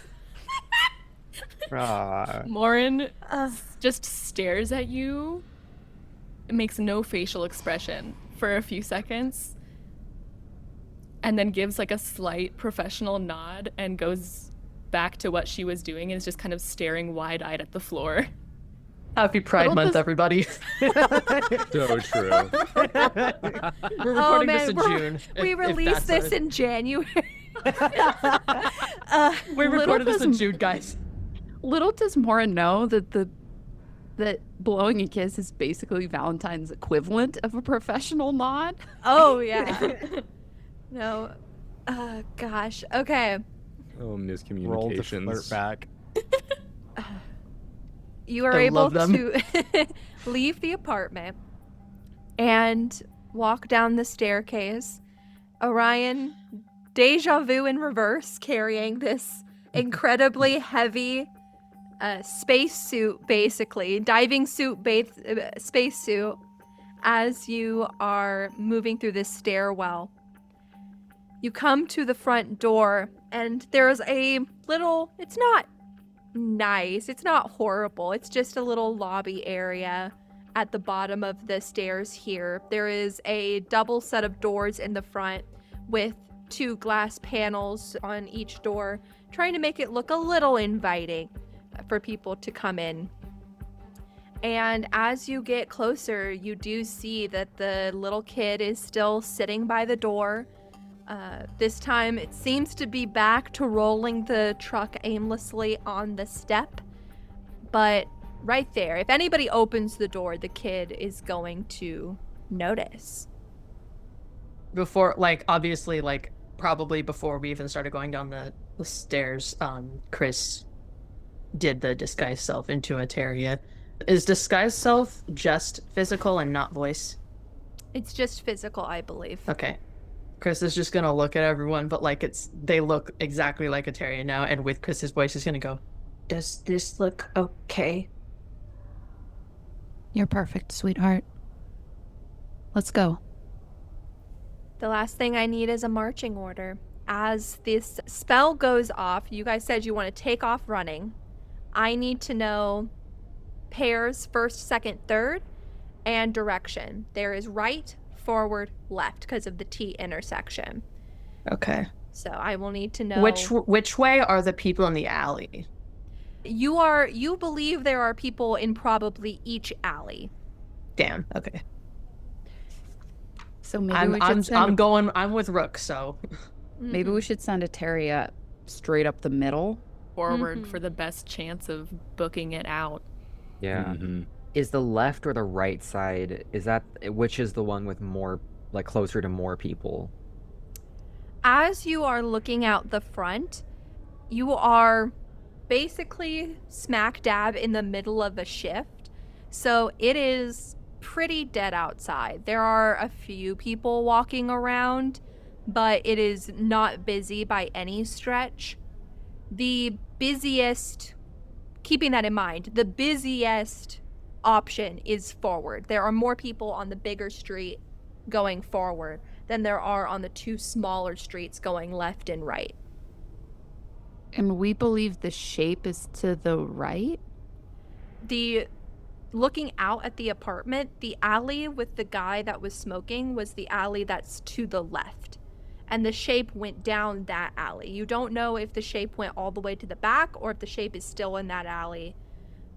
You saw another guy go to the right and disappear down the right alley. Okay. Yeah, the kid's kind of in the front, is to the left slightly, but basically right there on the front stoop. Okay. I might do Orion and I to the left? Yeah, I second that. Where in the marching order? 1, 2, or 3? I think we said 1, so Okay. that Yeah, If I'm okay with 1 or 2. I think 1 would immediately garner the most attention. I think either the first or the last would garner the most attention. So, probably best to have a Terry go second. Yeah. Mhm. Okay, well, do all of the Eterias have their heads obscured? I Hoods would, up, and I would yeah. have my Yeah. halo obscured as Yeah. well. Okay. Valentine probably looks the least like a Teria. Yes. Like, And I'm still running very similar, fastest. but Mm-hmm. There you go. So it'll be Like, sorry, you caught Valentine me without my Orion makeup on. first. Yeah, Valentine Orion first. They're going left.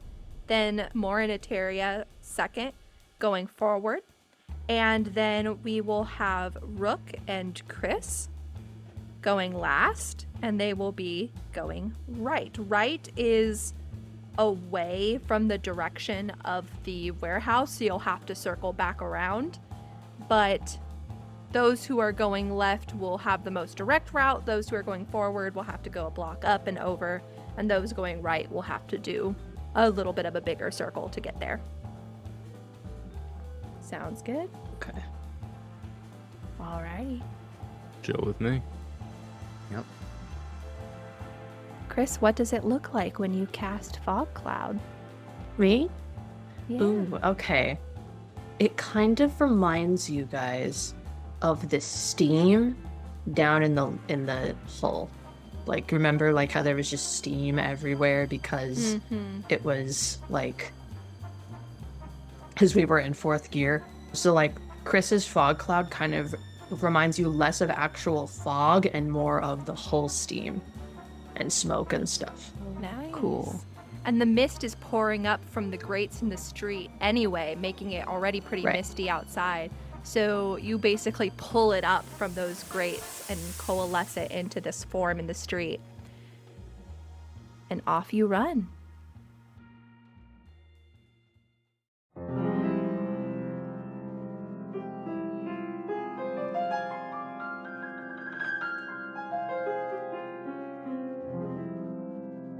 The Drifting City is a production of The Rolling Waves, a group of friends who wanted to make a creative project together.